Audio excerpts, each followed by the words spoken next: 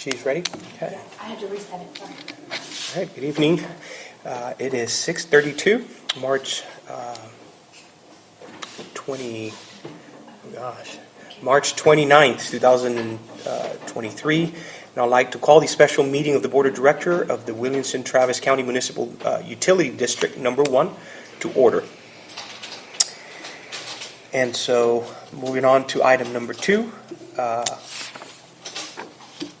roll call. So, Director Flores. Here. Director Fabre. Here. Director Jones. Here. Director Avila. Here. All right, moving on to the citizen communication, item number 3. Before we do that, let me read this briefly. Persons wishing to speak during citizen communication must sign up to speak prior to the beginning of the meeting and are limited to 2 minutes. Comments on applicable agenda items may be expressed during citizen communication only. Pursuant to the Texas Government Code, subsection 551.042, the Board of Directors' response are restricted if a person speaks on a topic not posted on the district's agenda and the comment does not relate to an item of discussion. All right, so the first speaker we have tonight is Chris Rocco. Good afternoon, everybody. I appreciate the opportunity. I want to talk about the cleanup. Let's just get it continued. Just get it done. It's been sitting there long enough. I saw rats and mice this week crawling in and out of the pile. Now my wife won't walk with me. So whatever the reason is that it's delayed, maybe whatever action needs to be taken that's appropriate, I wish the board would take it.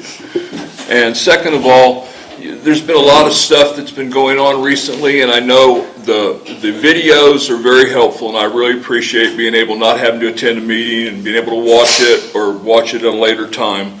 Some of the items, though, it's hard to hear, especially for some older people like me, and it would be good if maybe you could summarize someplace the important motions and action that was taken during the week. You know, like, for example, when we have a change in a contractor, when they leave us, it would be nice to know who made the motion, who seconded it, and what the vote was. So that would be good to be able to read that in the minutes rather than have to sit there and trying to listen as it's going on and miss it and then have to go back and try to pick it up. And that really would only be on the really important ones. But I mean, you know, when you change a contractor that you've had for a long time, I think a lot of the residents have indicated they'd like to know why we changed and what the reason was. And that would come out in the discussion. And I think the website would be a good place for it to be. Thank you very much. Thank you.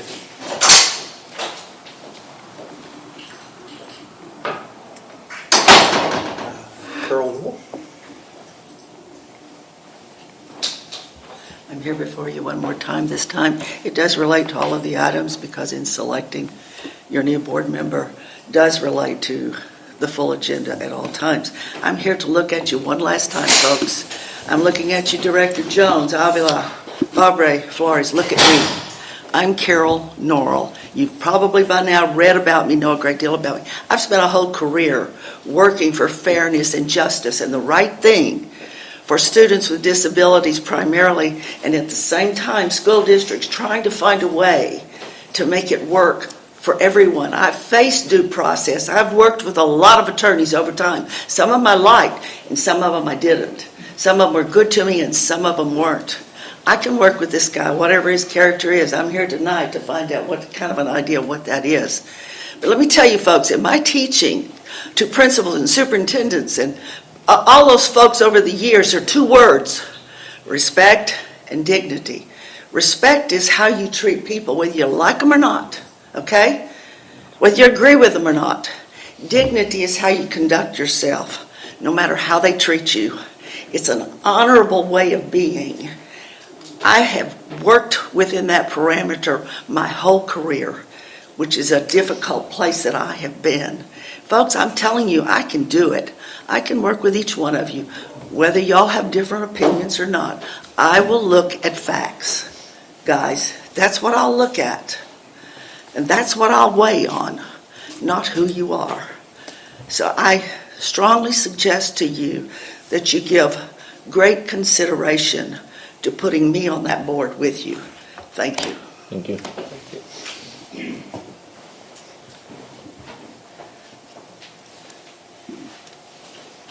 Okay, Michael? Yep.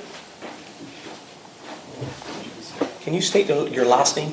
Boyd, B-O-Y-D. Boyd, okay, gotcha, Michael Boyd. Howdy all, I'm a board member for the Lakeline HOA.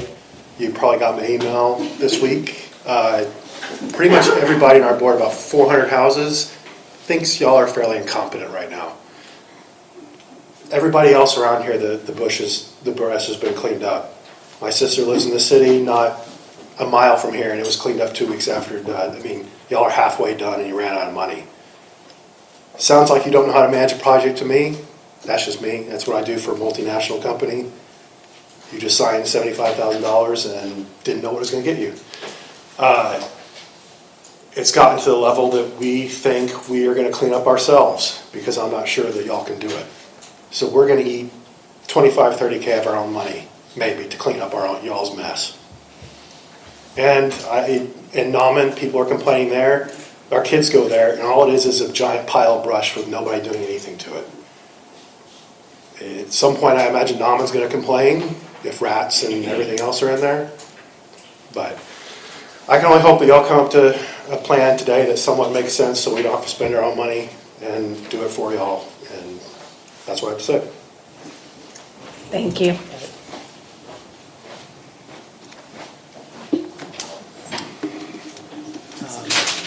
Angela Kellerman? Hi. I pretty much echo kind of what Michael said. One of my big problems with the MUD is I feel like communication is poor. I don't feel like we get really advised of just a whole lot unless we do come to these meetings. I feel like the crowd is small. So it would be nice if there was some sort of, just better communication, especially about with things of crisis, like the ice storm and all the branches that fell to the ground. And then there was communication that the MUD was going to take care of it. There was communication that Williamson County had gotten emergency funds. And there was a map that I could hardly read on the website.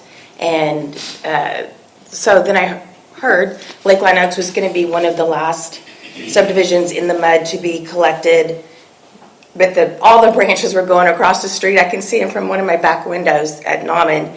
It's kind of a Band-Aid to go and throw those over there. My son and my husband did do that with our pile. We were having trouble backing out of our driveway and not getting poked by branches. So they did do that. I feel like that's really just a Band-Aid because now my husband said there's at least 20, 25 piles of branches over there. And it is going to collect rats, it's going to collect snakes, and it is by the school where they play. It's across the street from my house. I would just rather that not be there for a long period of time. I don't know what the goal is because that was the recommended solution to me right now. So we were able to do that. I know some people in the neighborhoods are not able to do that. I don't know how much money we got. I don't know what the thought process was in getting a contractor and making those dollars stretch as far as possible. Maybe if y'all twirled around any ideas about getting renting trailers and getting people to volunteer. And I know Leander did that. The city of Leander did that. My time is up. Sorry. That's just my big beat. I don't want to sit here and say, let's do something. I want to ask you and kind of get some feedback on what are we going to do? What is the plan? Your time is up. Thank you. We can't speak back, sorry. No, but y'all can email or whatever it is you do. Otherwise, this is pointless.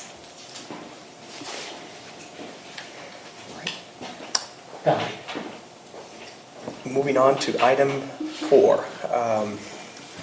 The agenda, the engineer's report on hatch lift station diagnostics. So,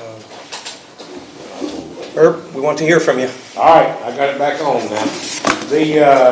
Currently where we're at is earlier in the week, I contacted the Alterman group who's been helping Infomark with getting the controls get those back going. And I found out that the Alderman has gotten out of the mechanical work that they used to do, and they're strictly electrical at this point. So when I heard that, I got a little discouraged. Went ahead and called the contractor to schedule a meeting for this Friday, so that we could discuss the pumps and motors have all been under waste, so we're gonna have to pull those. They gotta get the motors checked out before we can just go flip the switch and turn everything on. It's not gonna work that way. So we need a plan to line this stuff up, start identifying what needs to be pulled out and get repaired. So that's what the meeting is on Friday. And I want to make sure that the board's okay, with me doing that. I kind of just went out on my own and did it, lined up the meeting after seeing or understanding more of where things are at. I think Infomark's been attacking it the best they can with the equipment that they've had, as well as personnel. I think it's really necessary at this point to get a third-party contractor involved to get this thing where it's safe and running again. The bypass pump setup right now looks great. Looks it's working obviously just fine. Wet well staying down where it needs to, but we still got some work to do to get the pumps working that are in the dry pit. And if we don't have that, the new control box that Alderman's going to put in doesn't have anything to run. So we need to do that, and I just want to make sure the board's okay with me getting a little bit more involved in this and trying to get this moving to wrap it up, and so we can move on to the next stuff. I mean, we still got all the other equipment to deal with. Do we know why it failed yet? Not yet. We still haven't gotten all of the water out of there. That still needs to happen. And then a big part of the problem, I think, also has to do with the confined space entry. A lot of people, and I think Alderman's even backed out of it, they're just getting where they don't certify to do that anymore. So the contractor I have coming out on Friday, I've told him the conditions, I've sent him a plan sheet of what's down there, in hopes that he comes prepared to possibly even go down there Friday morning. If he shows up with the right crew. It's all short notice. He said either he or somebody would be there. I'm hoping to achieve that, where they can go down there Friday morning and get some good ideas and pictures of what it is. Because right now I just don't know. And they have to pump the remainder out of that dry well first, don't they? Yes. They've been, we got about, I think, 1.5 feet down yesterday, and then they've continued to pump today. I don't have an update though on how far they got. So the goal is to hopefully have it pumped out by the time By Friday. rolls around, so that Herb and I think our guys are gonna be out there, or at least our office manager will be out there for that meeting on Friday as well. Can you get us an estimate on Friday on what this person you're having come out would charge to do the labor you want him to do? I really know, the short answer is no, because we've got to get down in there, identify what's broken, what outside of the pumps, what needs to be addressed now. But pulling the pumps and the motors definitely has to happen, and then send those off to a shop that runs all the windings on the motors and make sure those are good, or fix them as necessary. My discussion with him is really, and I don't have any numbers, but really the only way that anybody could come in on this at this point is really just the time and materials, because you don't know what it's going to take. And it's 30 feet down, you can't see it from up here to say, that's going to take me 3 hours to take care of that. They just can't do that. So that's his that's my recommendation as well, is time and materials, because that's the best way to get through it and get it addressed. Herb, you said it's a new contractor you're meeting with on Friday. Do you know that contractor? The company's called Liberty Civil. And we'll have them, we'll have Alterman, which has been currently involved with the project, and Infomark as well, representatives from those companies. And the Alterman, so that they're the ones that's been dealing with it, maybe they can give us some information that'll help, the contractor part, so. Are we going to exceed 75,000? I would anticipate Yes, I would anticipate that.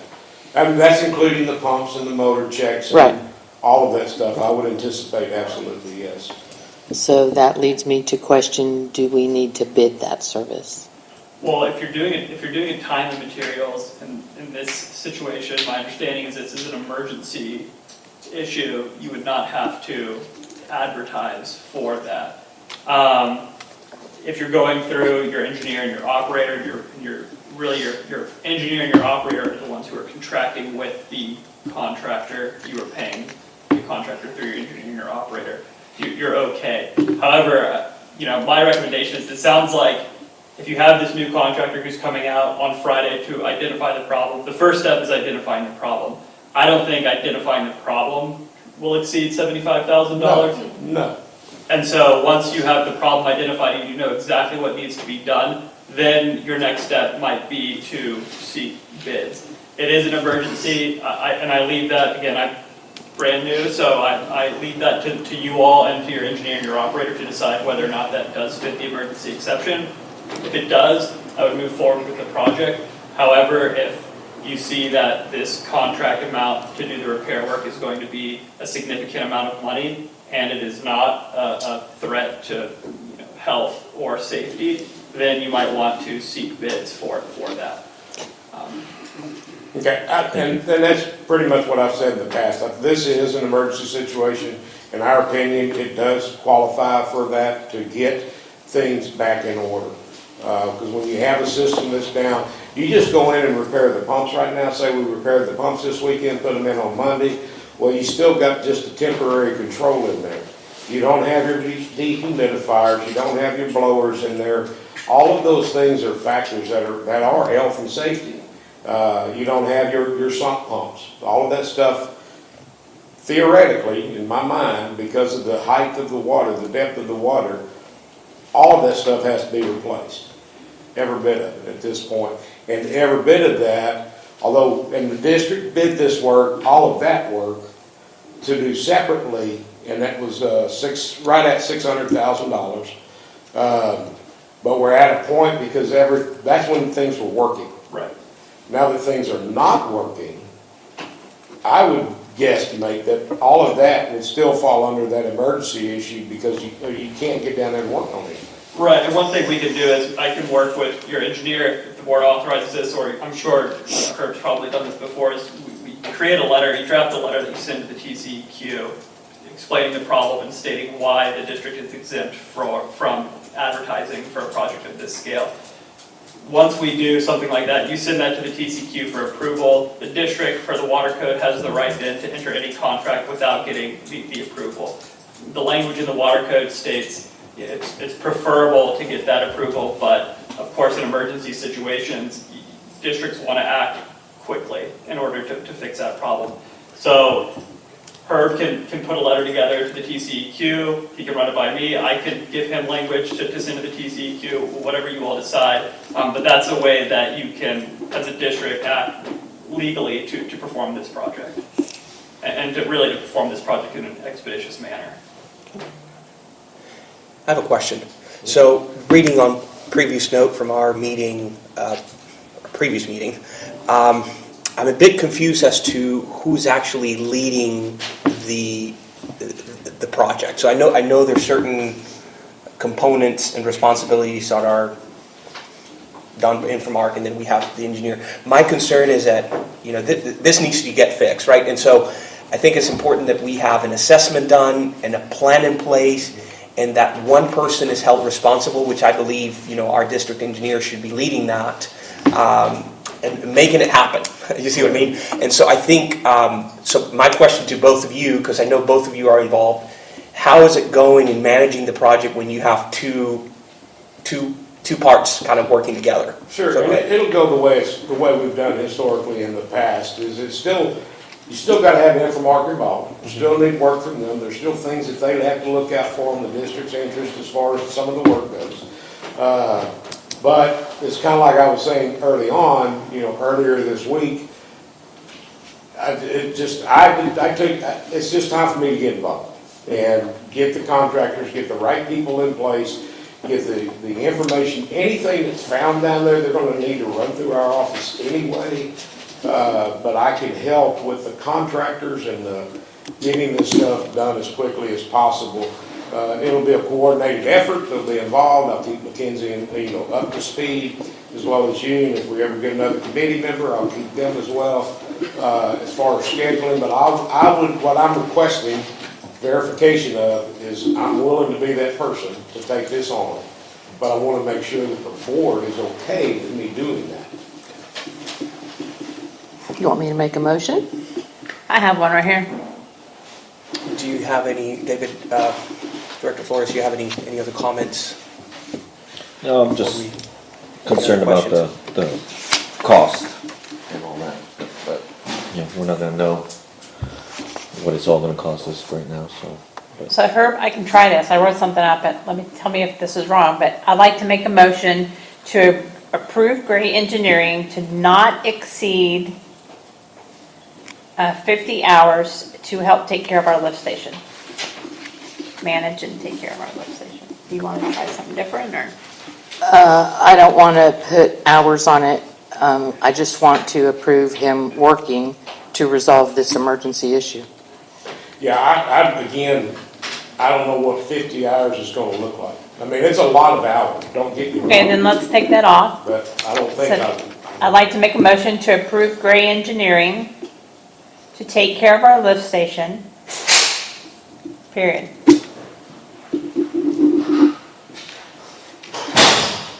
Do we have a second? Can you restate your motion?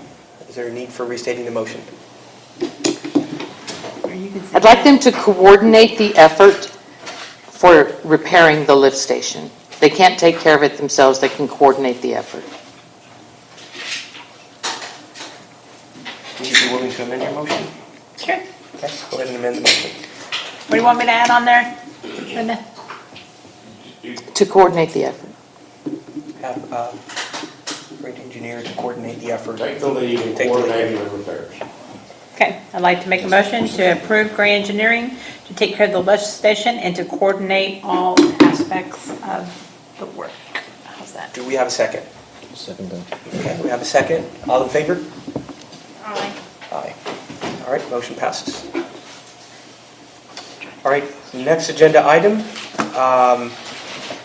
Agenda item number 5, request for qualification, RFQ for a district accountant. And I believe that's Director Fabre's agenda item. It is. Mackenzie called me last week that Infomark Accounting is having difficulty staffing up. They can't handle all their accounts, so they are not going to do bookkeeping for, is it just our district or many? It's all Austin districts. I actually called you first, I just didn't get a hold of you. I called her because I had actually previously spoken to her about it. We finally got the letters out yesterday. You all got the letter from me today, I believe, and forwarded it to the full board. That is the separate division of Infomark that is not, so basically the Texas Mines, that's who I report to, and then you have IMS, which is Infomark Management Services. That's who your bookkeepers report to. They have unfortunately not been able to staff up the office here in Austin to be able to provide you somebody at your meetings for your bookkeeping services, nor are they able to keep afloat the current bookkeeper who has her own districts, who has taken on Austin's districts in the interim in hopes of them finding somebody. So to not furthermore delay things and have balls dropped, they did make the determination to terminate all of the Austin contracts that we provide bookkeeping services for. So it's not just you guys, we have 3 others as well. Well, thank you. I did receive the letter. I acknowledge receipt of the letter. And with that, we've already contacted roughly 5 bookkeepers, and we're waiting to see who has bandwidth and who doesn't. We would hate to recommend you somebody who can't take you on. So we are already actively working on that. And then once that is determined, we'll work with Cole to get basically proposal requests sent out. Unless you guys approve the RFP tonight, then we can work moving that forward. But basically from there, we hope to have you guys some proposals at your next meeting to review, pending your decisions made here tonight, and then we'll go from there.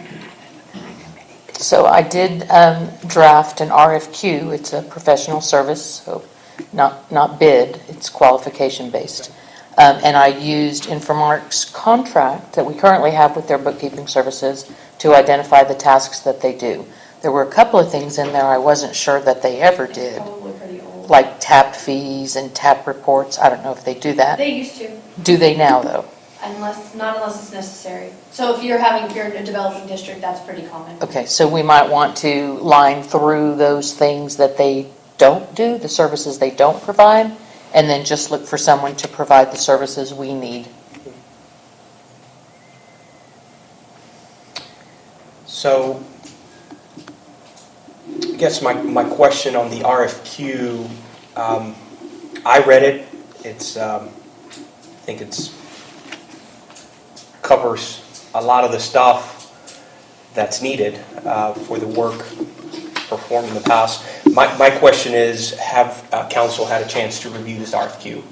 I've looked at the RFQ, I've also spoken with McKinsey about bookkeepers that I know that are common in the mud industry. I have spoken, our firm, we've never issued RFQs for bookkeepers, strictly because bookkeepers are, most of the time when a bookkeeper's on a district, they stay on the district. Unless I've had one district that's terminated its bookkeeper, and that was just because of a cost debate, really, between the bookkeeping fees and what the district was willing to pay. I actually did not know Infomark had bookkeeping services, which is interesting. But there are, I provided, I think, maybe 3 or 4 bookkeeping firms that are very well-known in the mud industry. So they are familiar with how water districts work. They're familiar with what mature districts need, with what developing districts need. And typically, when we have a district that either terminates a bookkeeper or a new district that's looking for a bookkeeper, what we'll do is we'll send out an email essentially to all those firms that we know are well-respected and considered very high in the industry. And then if those firms have the staff essentially to make a pitch, they'll make the pitch, and we'll bring all those proposals to the board for the board's review. And typically the board might want to interview the bookkeepers or might want to ask additional questions. But I did look at the RFQ. It does look good to me. I think bookkeepers might, if there's something on there that doesn't apply, or if there's an additional service that the bookkeeper provides, they're going to let you all know that when they submit their information to the district. I was hoping maybe we could get a bookkeeper that isn't entrenched in mud bookkeeping.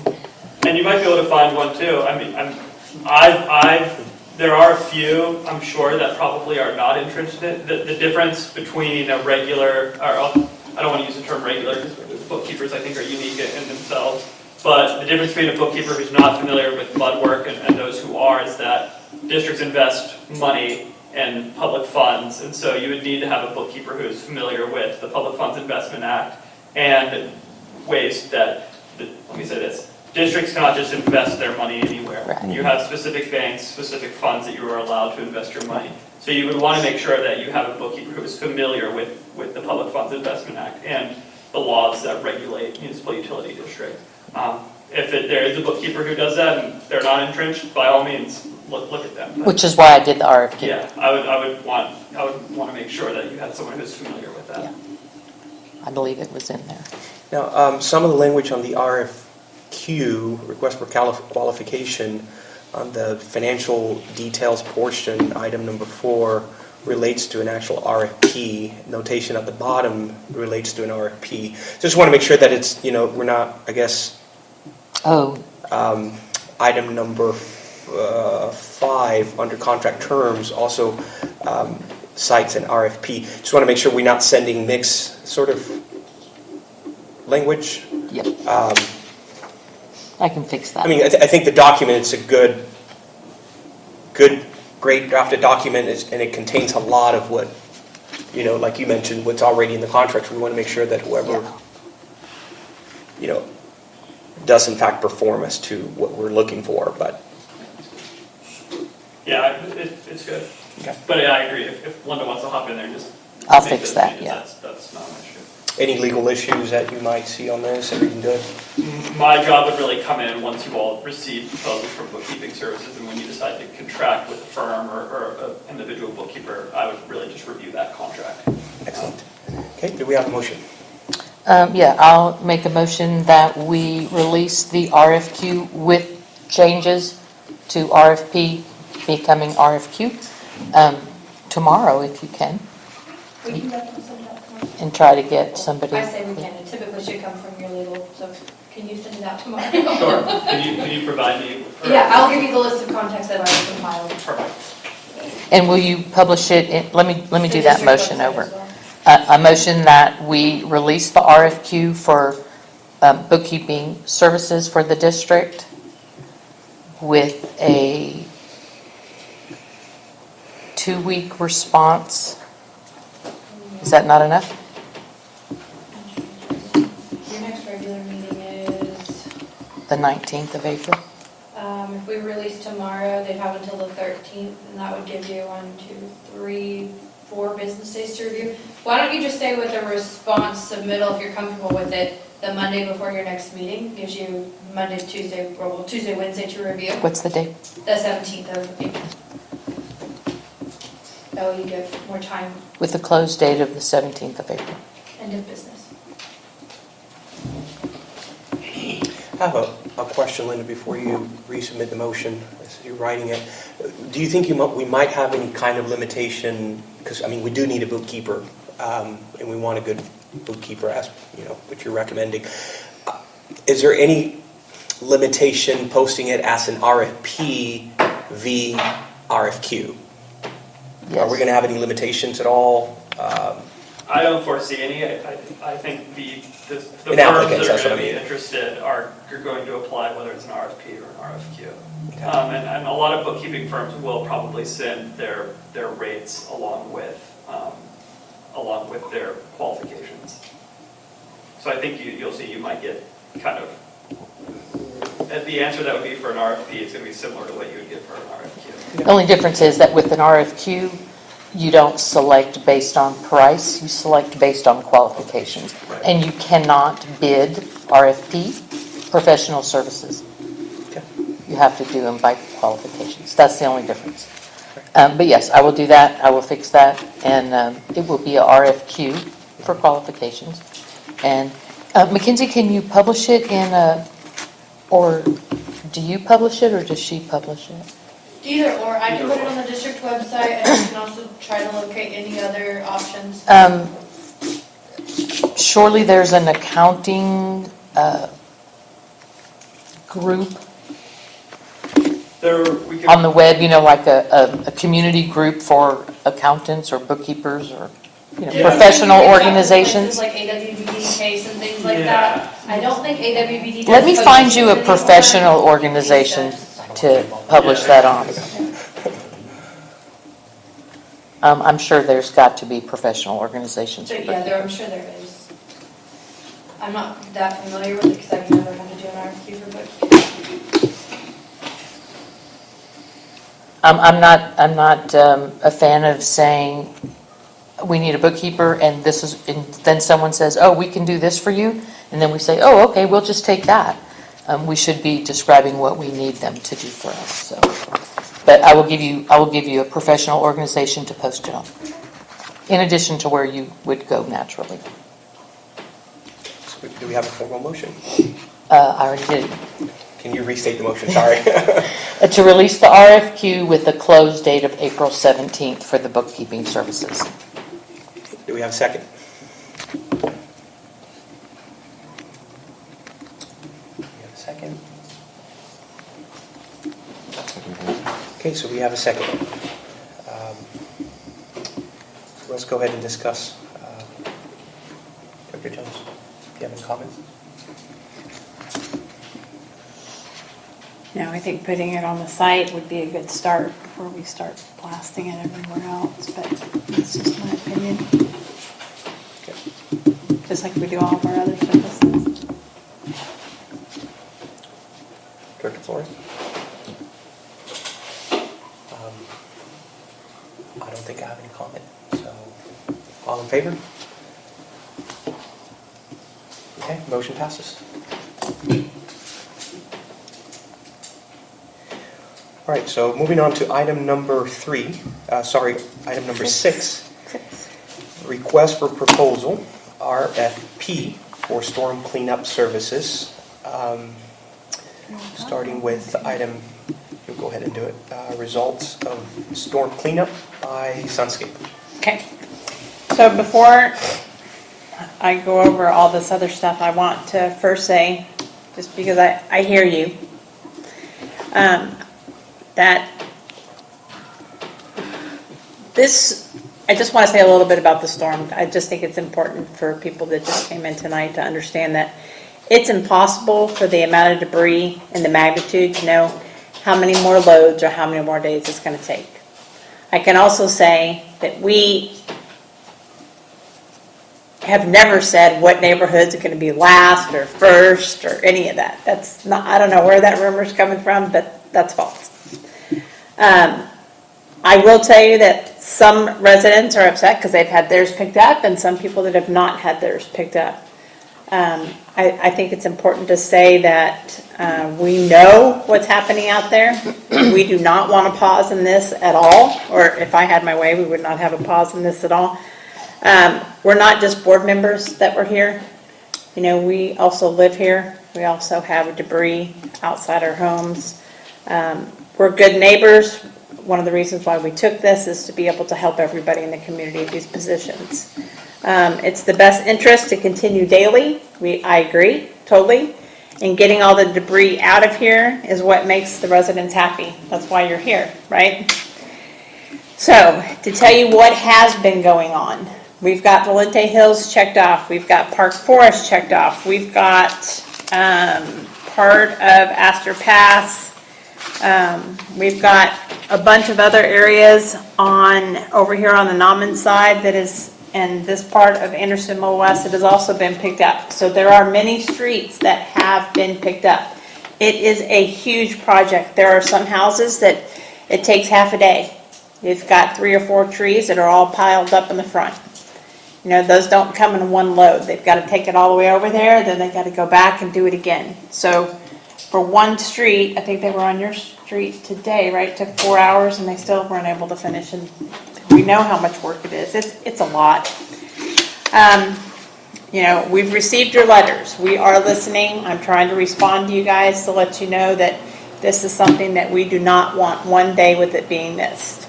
Today, they were not out there because they fulfilled all of their hours. But Scott has done an amazing job to be able to push it as far as he could on the 3 trucks that he's got out there. When he first started, he started off with 1 truck. I'll be honest.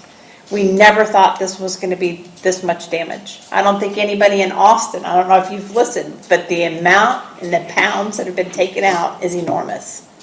So we're just asking everybody that we're trying to get this out of here as fast as possible.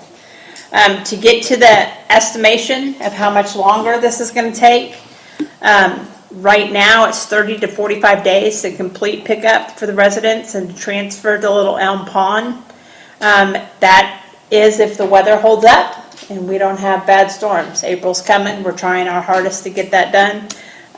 We also need to start chipping up the debris at Little Elm, and we need to get that out of there as soon as possible. We would like to also start that tomorrow, as we know that this is a big deal.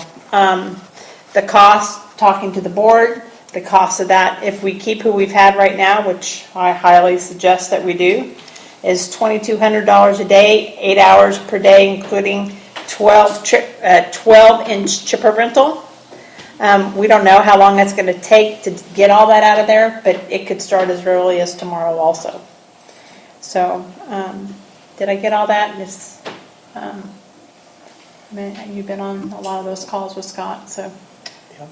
is there anything that I'm missing? I think you covered most of it, so. Yeah. You said it was 2,200 per day for, what was That's it? that is for the debris to get everything chipped. So it's $1,800 a day to keep picking up at people's homes. It is $2,200 a day. The cost would be 8 hours a day, including the 12-inch chipper rental. Does that include haul off or just the chipping? That's just for the chipping. We've got to get a hold of Waste Management and see if they can bring out their big old bins and see if we can get help with that. I can call them in the morning if we can get this going. So that's the next thing that we need to get them out there to bring it out. And I think they can. We just have to see what the cost would be to have it out there for more than one day. There were 6 containers that we have a year? 5. 5? 5. We've also gotten two other bids for y'all, they're in your Google Drive. One of them is from Landcare, one of them is from Cruise Tree Service. Cruise came in high, we asked them to bid you guys on both pond and just street pickup. We gave them a map, we explained what was expected, we met them out in the district as well. Cruise came in at $37.5 for just the streets and $32.5 for just the pond cleanup needed, so a total of $70,000.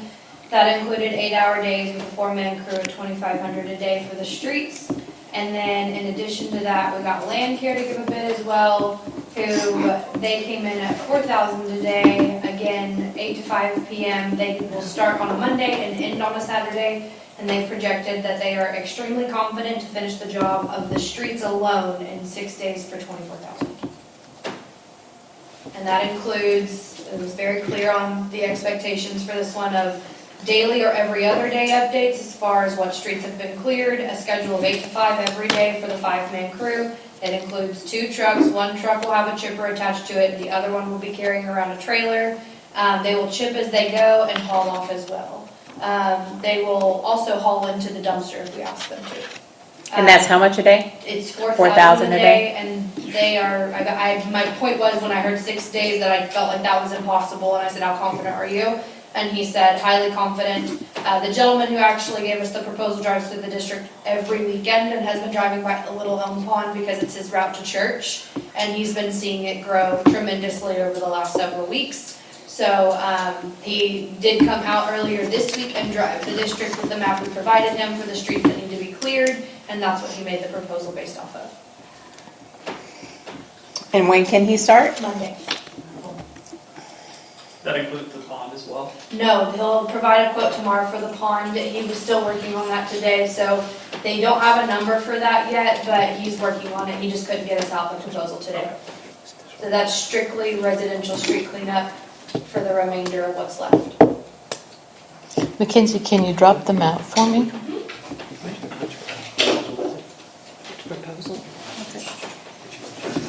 I haven't seen it. I don't know anything about it.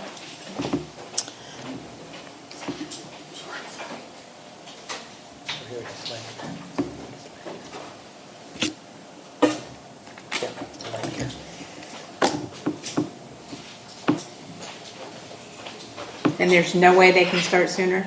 No. They can start Monday because they're finishing other jobs this week. Talking 2-3 days? Well, the problem is we've got the pond too, and that cannot stay another week. They're out there, I think they're doing a proposal on that tonight. They were out there looking You at it. want to move up? No, but Herb will tell you, it's gotta be gone tomorrow. I mean, it has to be started to get out of there tomorrow. It needs,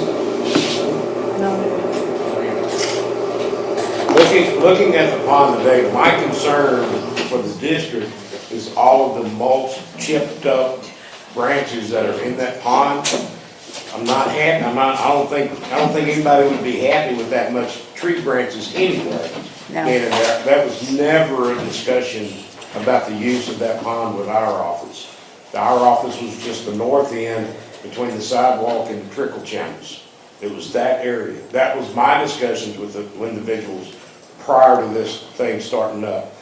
So It going was out supposed to there be today, picked and I up a see month it's ago. 3/4 of the pond is covered with tree branches. Lost our lawyer and. That chipped up material, the big concern is, if we get big rain, all of that material is gonna be, one, scattered all the way through that pond, and quite possibly go out the pond into the Buttercup Creek. Yeah. That is going to be a big issue for the district, if that happens. A month ago, it was supposed to be picked up, but then we lost our lawyer and we lost our president. So that one day that we had to get it out of there, it didn't happen. So, yeah.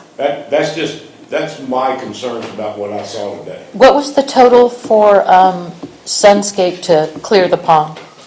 that was not their job, so that's what Scott is bidding right now. I know, and what is the grand total for that For that, effort? right now, his is $2,200 a day, 8 hours a day, including a 12-inch chipper rental. For how many days? There's so much out there, we can't do that. It Didn't depends. he give you an estimate of like 35 or something? He's thinking it'll take 30 days, but Yeah. he's the same as you. He thinks we need to start on that tomorrow morning and get the chipper out there tomorrow morning because it's got to go. And I agree, I've heard from Nauman, I've heard from other people. There are rats, there are snakes, I know. I'm hearing all of it, I've seen it. I do know. And if I had my way, we would be going tomorrow morning and we would not be stopping, period. My concern is clean up in 6 days. I mean, I'm wondering about the experience of this company, because I don't know if the assessment was done well. I'm looking at the proposal, but How many people is this? 5 people, 2 trucks. There's no way. 6 days, We've been watching. They have a Concerned. chipper that will go with them. They will chip on site at every address. That's what is happening right now. We've been watching. They're a pretty reputable company. They're pretty big. They're bigger than Sunscapes. What do you mean they're bigger? Their machines are bigger? No, their company they is large. said it's a large company house.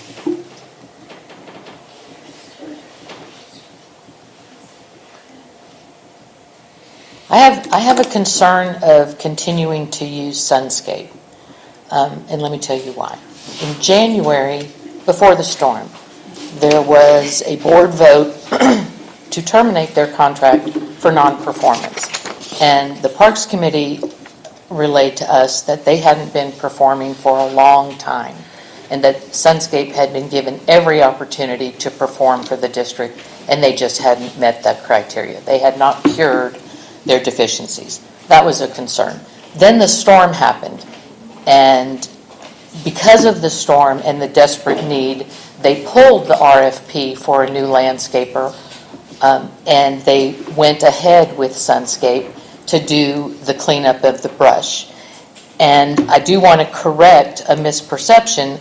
The amount given to Sunscape was only $54,000 for 30 man-hour days in the district to clean up. Not 75, 54,000. They got another 36,000 to clean the parks, and they left all the logs that they cut around the base of the trees in the parks. So we still need to go and clean that up. Their proposal is extremely clear. They were not authorized to do any chipping in the street. Everything had to be cleared off the street before they started chipping, and they were going to chip in the pond. And that was to guarantee that we got all the brush off the street in those 30 days. But they didn't do that. They started chipping on the street. Chipping with a 2-man crew takes a long time. So where in the beginning, you'll see when she gets the map up, they did 24 streets in 30 man-hour days. 24 streets. They're not dependable. They're not reliable. Their performance has been less than mediocre. It's been horrible. They don't show up for meetings to explain what's going on, and that's in their contract. So I do not want Sunscape to do any more of this work. They have left us a mess in the pond. So in addition to the $54 we already paid them, $2,200 a day for 30 days to do what's in the pond. I'll take my chances with this company here who says they can do the rest of the district in 6 days, or I'll take the second proposal who says 15 days for a total of, I think it's $37,500, because they've gone and looked at the work. They went through this district with, I think Reese went with them yesterday. They've looked at what needs to be picked up, and they're prepared to do it in that many days. That, to me, is much quicker. And they'll put 2 crews on it, so we can start at the one corner of the district in Lakeline Oaks on Lakeline and Kristen, and then bring them to where they stopped over here and have a meet in the middle. And everybody gets a fair shot. And they're willing to put 2 crews of 4-man crews in this district. That's a lot of manpower to get that stuff done in 15 days. And they also gave us a proposal to clean out the pond. And that's a flat rate of $34.5, I believe. And that's and everything they take off the street in 15 days, they're not going to dump it in the pond. They're going to chip it and haul it out of this district. So we don't have more to clean up after they're finished. And then they'll go clean up what Sunscape left in the pond. Gotcha. Well, that was supposed to be Mackenzie and Megan, and that was with Waste Management with 5 dumpsters. Okay. Can we have Director Yes. Flores? My concern comment with on this? Sunscapes is there's no incentive to finish. It's just there's no end date, there's, I think they can just milk it and keep going and going.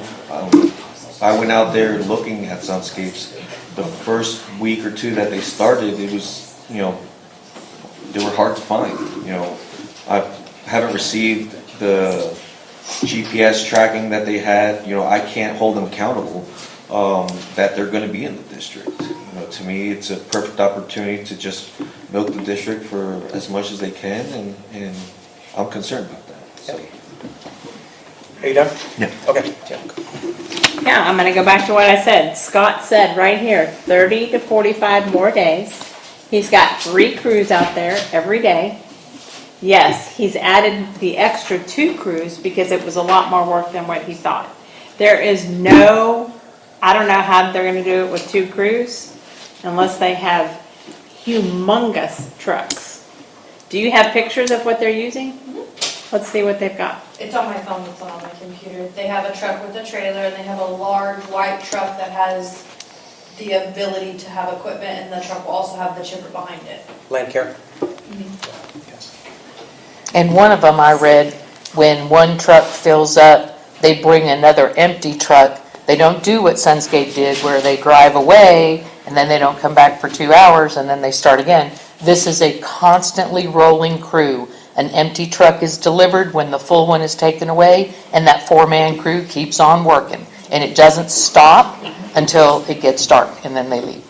8 hours a day, every day. Sunscape did not come every day. They had other customers, so they wouldn't spend 5 days a week in this district. They spent 6 days here. There was a week, we looked at their time accounting, but they didn't come into the district every day. For 8 hours. Some days they maybe came for 4. Some days they maybe came for less. I see that they hired another subcontractor to go do Park Forest. They hadn't finished. They hadn't finished where they started, and their proposal says they can't stray from the map. They strayed from the map, and they did an area that Travis County. This was all verbal with them. No, it's a All right, proposal. So, let me comment It's on on their this, since I haven't made any comments, so that then we can move on and, actually consider a motion. So here's the situation from my end. We have an amazing proposal. I'm just, 6 days, by all means, but I would definitely like to see a contract in place, or, better language than what's been offered. It's hard to believe that they're going to finish this in 6 days. If they can do that, you can't bid the price for $24,000. That's amazing. Or time. Or time, right. So I think the concern is we got to get moving and get it done. Okay? It's very clear that they want it. I want it. Let's get it done. And time is of the essence. You can't compete 6 days versus 30 days. It's time to move on, right? So now they're starting Monday, correct? Correct. They were available to start Monday. Okay. Now, here's what I did. I can't vouch for other states in the district. My observation and assessment of 4 hours watching them performing Blazing Star, all around Astor Path, they work really hard. That was 1 day of my assessment. I don't know about the other days, but that's a thing of the past. Can we agree to at least get it done close this till the day of Monday so that the next company picks up and gets it done. So that way we're having both contractors, and just complete the work. And then the other company can pick up right after. Yeah, we Because don't, we would be stopping for how many, 4 you days to guys, pick up? we have phone, I've gotten over probably 18, 19 phone calls. I don't know how many you've gotten, but it's a lot. There are people that are stressed. They've got snakes, they've got rats, they've got kids. I don't want one, today Scott was not out there. It's the first day he hasn't been out there. But we cannot afford for one day to go and wait. Linda, is this in front of, we can take all this to your house. I'm looking at the map. I'm looking at the map. What's in green has Give me 1 been minute, done. because I have not finished. Y'all jump in without. Sorry, go ahead. Here's the thing, there's an emergency situation, something needs to get done like pretty soon, right? So why can't we have Sandscape complete that tomorrow, continue the work, and then allow the new company to come in soon after, as soon as they can. If they come in Monday, why can't we allow what we have right now to continue the work instead of stopping for the next 3-4 days of work that we can consider per day? It's not like we have a contract for a month, it's just on a daily basis. So let's have them finish for the next 3 days and then have the new company pick up Monday. Are you suggesting Sunscape come in and work tomorrow and, what's tomorrow? Thursday and Thursday, Friday Friday, Saturday. to do residential pickup? Whatever it's, So that's everything in red, where There's- they're working on the red. Mackenzie, you need to lift it higher so they And can that's see what's the done. key. And red is done. No, red is what's left to do. No. Red is what's left to do.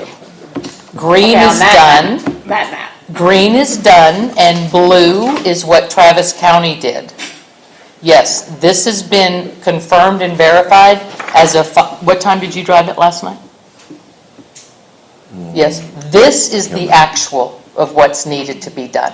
This is the actual streets that need taken care of.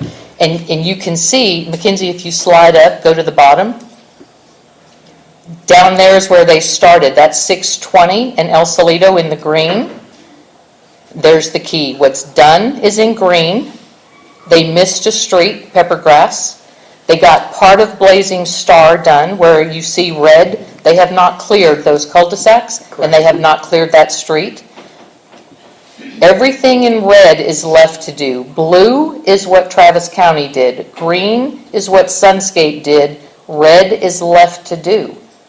That's the accurate map. What Scott sent is not accurate. That's Blue accurate. in Park Forest, they did not, because I was out there when he came back on Hannah K. Because I had to tell him to come back out. So Travis he County. didn't. I have a picture Travis of the County. Travis County truck on Hannah K. Yeah, but they didn't pick it up. Yes, they did. Oh, yeah, they did. Yeah, they did. So my point is this. What's left in red has to be done. And this is the map. Is this the map that the two proposals Correct. used? This is what they proposed based on, these are the streets they drove, these are the piles they looked at. So their estimate is based on exactly what's left to pick up. I think that 6 days isn't unrealistic because a lot of the people, especially in Lakeline Oaks, have carried their brush over to the pond. There was a big volunteer effort one weekend to bring a lot of it to the pond. So if we had two crews, one starts where that green stops, where they missed on Peppergrass, and goes forward towards Old Mill, and the second crew starts at Lakeline and Kristen and tries to meet them on Old Mill, you can have the whole thing done.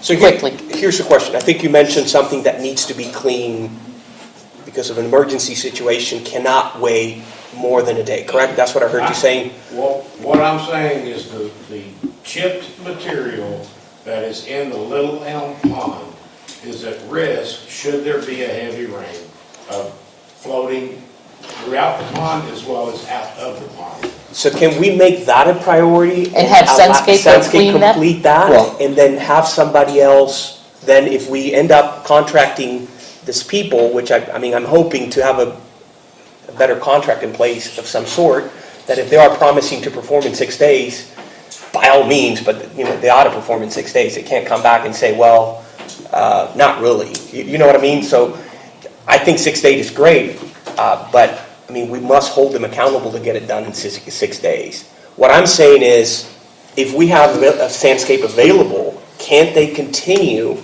get the emergency situation done, get it cleared, and then have the new company begin You want Monday. Sunscape to pick up the chips they dumped in the pond. Exactly. They created the problem. That would be at the very minimum, is that Sunscape get the chipped material out of there. Not necessarily, I wouldn't suggest doing any more chipping. Well, that dumpster's not gonna hold Get it. that material that's already there out. They were supposed to put that chip material in the dumpster. In the first Now we're gonna pay them to go and put it in the dumpster like they were supposed to. We have to get it done apparently because there is rain in the forecast, so we have to move it. But please note that I am not pleased with Sunscape Services. I don't think they did what we hired them to do, and I think giving them any more work in this district is a mistake. They were not performing in January. They did not perform for us during this storm, the cleanup event, and we need to move on and hire somebody who's going to take care of this quick and get it done. Parks Committee already verbalized that they were not performing. They No, we agreed. said that there were some Wait. things that they were forgetting, so don't say that. They were underperforming, They is were. what you said. The Parks Committee may be, so. I agree, yeah, we've so- had that discussion. Obviously, Yes. they didn't hold to our expectations with the storm cleanup, and now we're gonna go and give them more money? I'm sorry, but when somebody doesn't perform for me, I'll give them a second chance. They didn't perform again, they're not getting my money. Yeah, I understand, this is not. So an yes? issue of, your issue is an issue of the district. My concern is we're gonna stop for 4 additional days, these people are available. Let's get done whatever needs to get done in the next 4 days, and have somebody else pick up Monday. That's what I would agree to them picking up the chips that they threw in the pond and putting them in that dumpster. Absolutely do that. The dumpster has doors, they can open the doors. They're gonna have to rent a Bobcat to do it, but- Because we had the concern that the chipper was not tall enough for the dumpster, which is why the dumpster has doors on it for that purpose. They could have chipped directly into the dumpster, it was instructed for them to do that, they did not. It didn't do it, okay. Even in the email that I sent on 3/15 after your last regular meeting where we had a long discussion about this, bullet point number 2 of that email very specifically stated, no further chipping into the pond, and they have continued to do so. And who's gonna pick up that big old toy that's in there? That's the only thing that's in there. They can put everything else, the chip will fall around that. I don't think that needs to be removed, that's the big blue thing that was right in here. I don't feel like that needs to be removed. If they're putting chipped material in a dumpster, I would probably disagree on that because of the material. The You think- oh, because the of the chip landfill's gonna go, this is chipped trees, and you got a big old chunk of. let me confirm from Waste Management Yeah, tomorrow if they're I don't gonna know. take it to a landfill or if they're gonna take it to a tree place specific. If they want us to remove it, we will. Because couldn't we just cut that with a Sawzall into smaller pieces, put it in the front and the bulk pickup? We can, but I don't have Sawzall. My guys don't usually carry. I got a So Sawzall. here's my other concern, is Sunscapes does take care of all of our parks. They still take care of all of our parks, so they're not being fired today. The trees that are underneath in the parks, that was not something that they had to pick up because they were bigger. Those are things that are gonna have to be picked up later, or people can go pick them up as firewood. It's not, what the proposal is in the board packet. I would really encourage you to read the proposal. The proposal That, for the storm, yeah, both of them. those big, not the big trees. That's not what, they're supposed to be picking up branches. If we want an arborist, which we still need to hire because there's a lot of stuff that's still up, that all kind of falls, they took the branches out, they did not take the big trees out. They were nice enough to cut that part up and take down what they could, but that really is something that was supposed to be done by an arborist. There's 2 different things.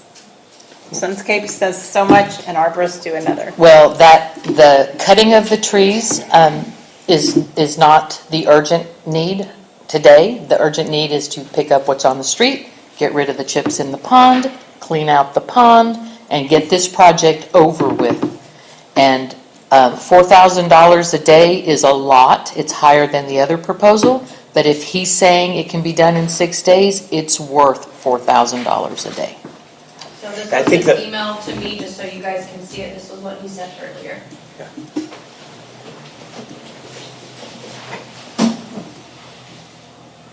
Okay, so can we put something in there that states that if it is not done in 6 days, that it's still gonna be done for the same amount?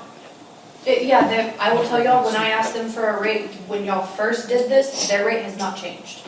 They bid at $4,000 a day when the storm happened. Their rate has not changed. And I would like to make a proposal that we continue to pay Scott for the next 4 days for $1,800 a day to see what we can get him to finish up in the ponds. With that chipper or whatever.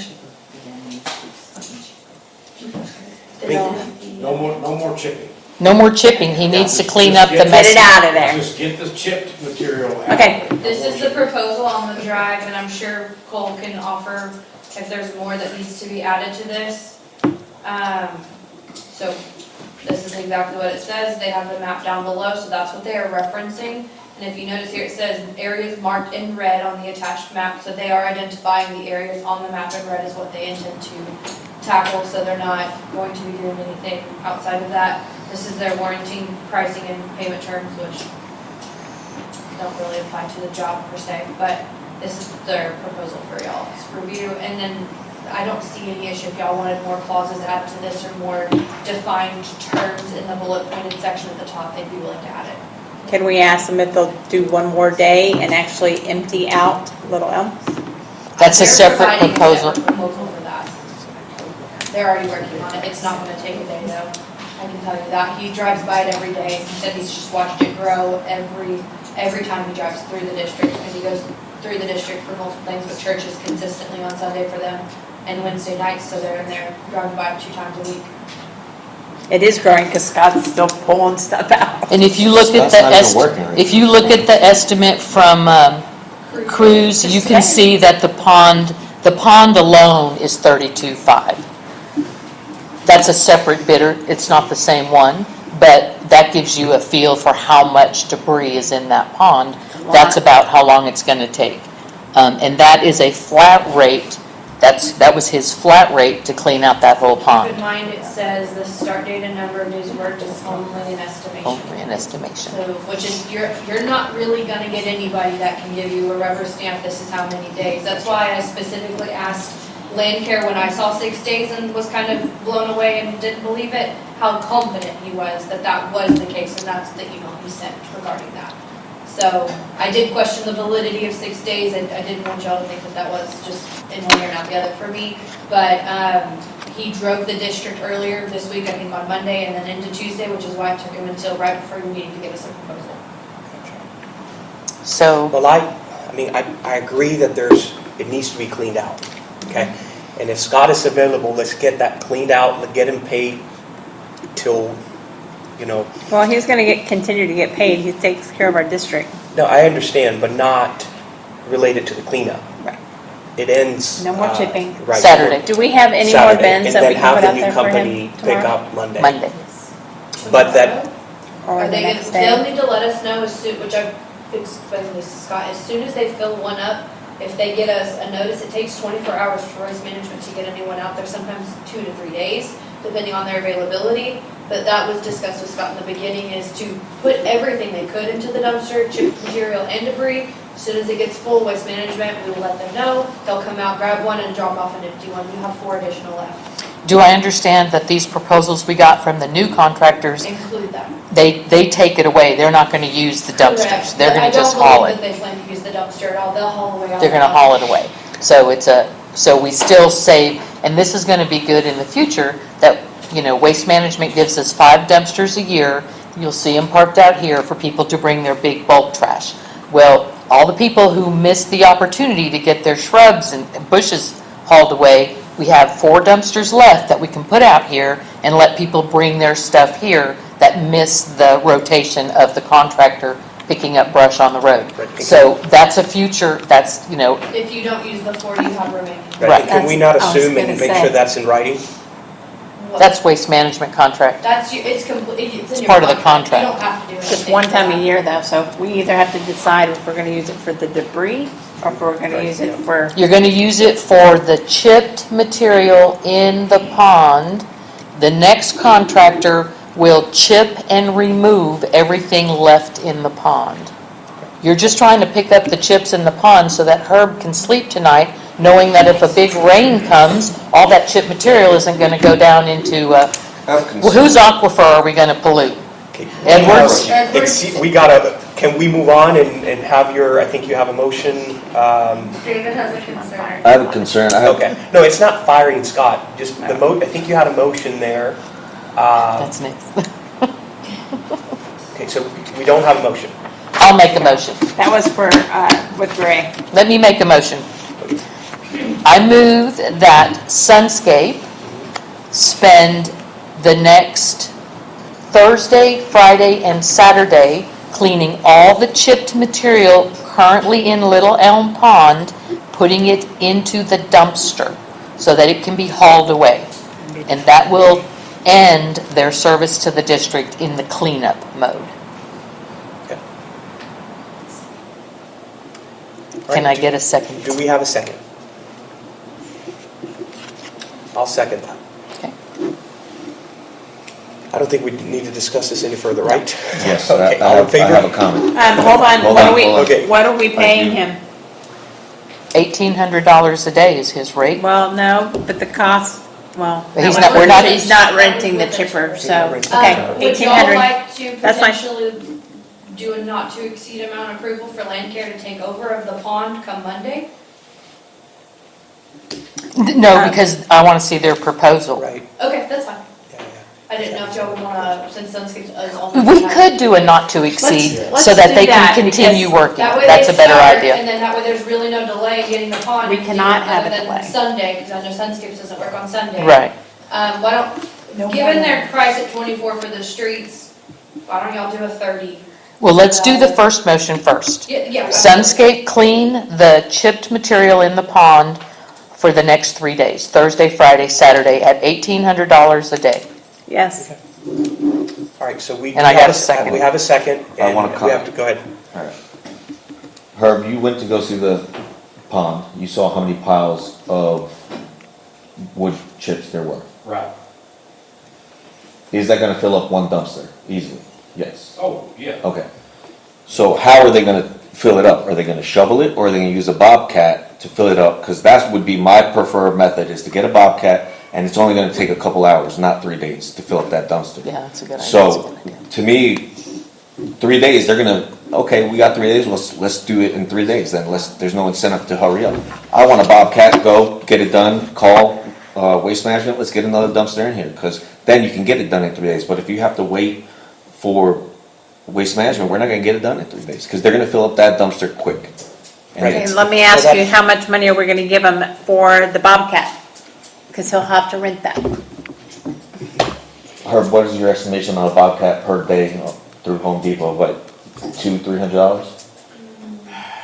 Today's time, I'd be hesitant to say that cheap, personally. Did you say what, 2K for 3 days? So that's why he put 2,200 a day for the other one that he's renting. But that was a the chipper. That's a chipper. That's not a drivable thing. I didn't talk to him, but, I mean, can't assume. That's just my concern Can't that, assume anything. yeah, Um, I mean, you're Are you right. looking it up? Yeah. Hold on, he's A looking. skid steer, or a mini skid, probably a skid steer, looks like. Yeah, that's fine. Skid steers work description. Can you rent them from Home Depot? Looks like, I don't know if there's any available, but it looks like there are. In Sunbelt, you have some of those. I think a they're Range lot of Rover. landscapers own have they them. own, yeah, I know, For he should instance, have. Land Care has their own, so I Oh. would assume Scott probably has his own. Access It's to it. probably got a daily Yeah. rate. What did Can I you call find? Can we call it and get it done? I Give me don't a know much range. about skid steers. This one in particular is a 1,500 to 1,750 pound rental.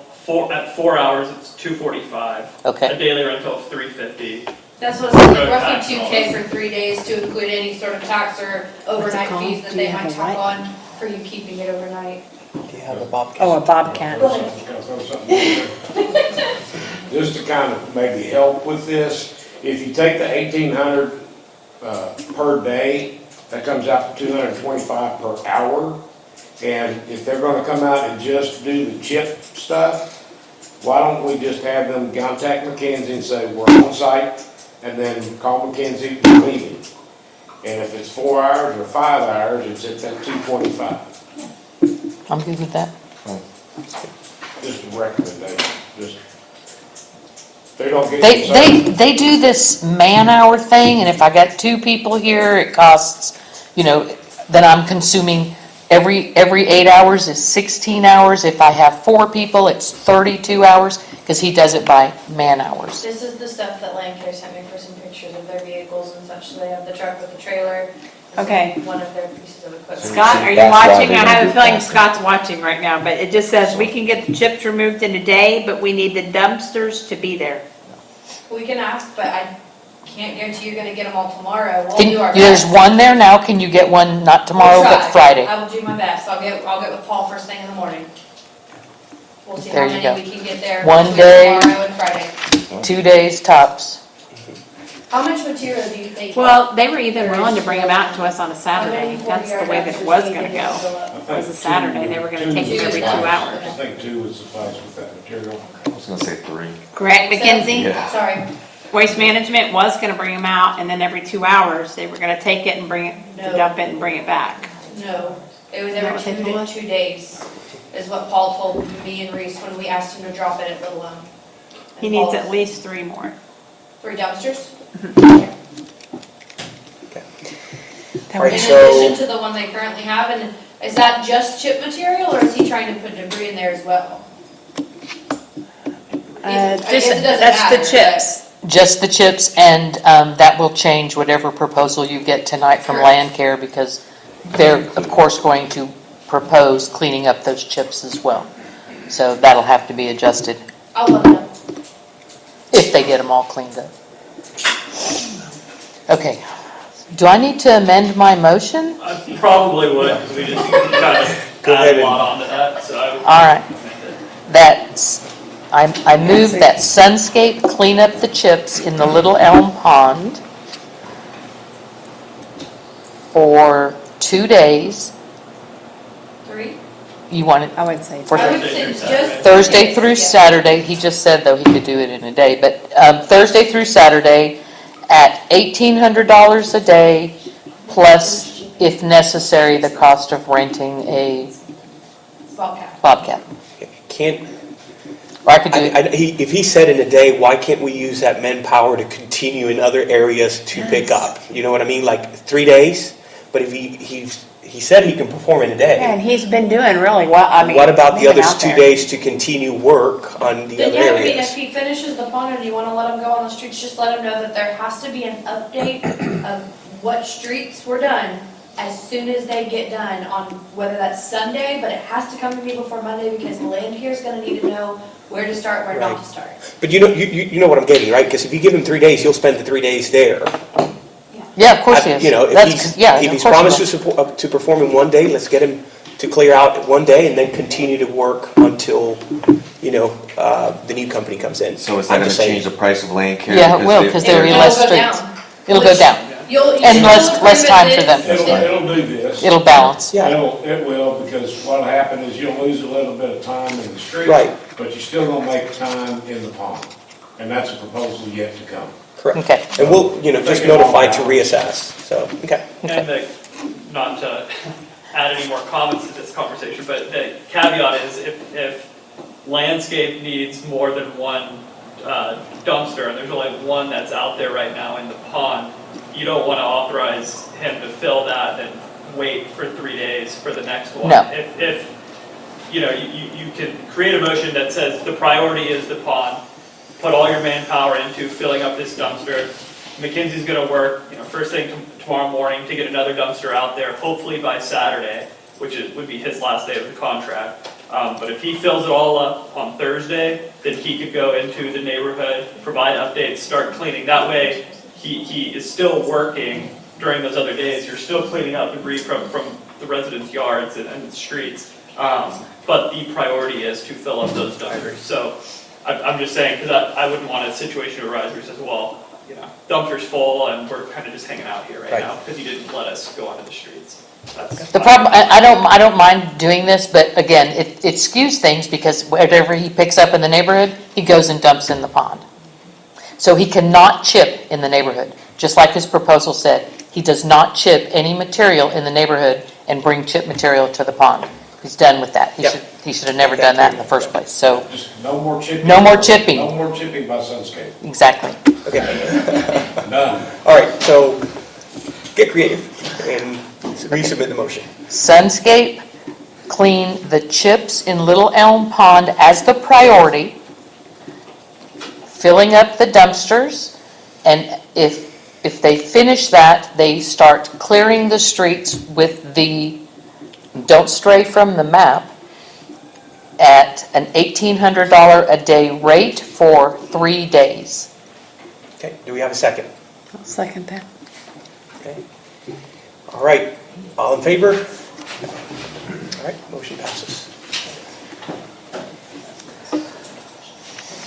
Number 7? No, you gotta get somebody hired for Monday. Oh, yeah, we need that, we need the motion. Yeah, thanks for that. So are we going with land care or are we going with cruise?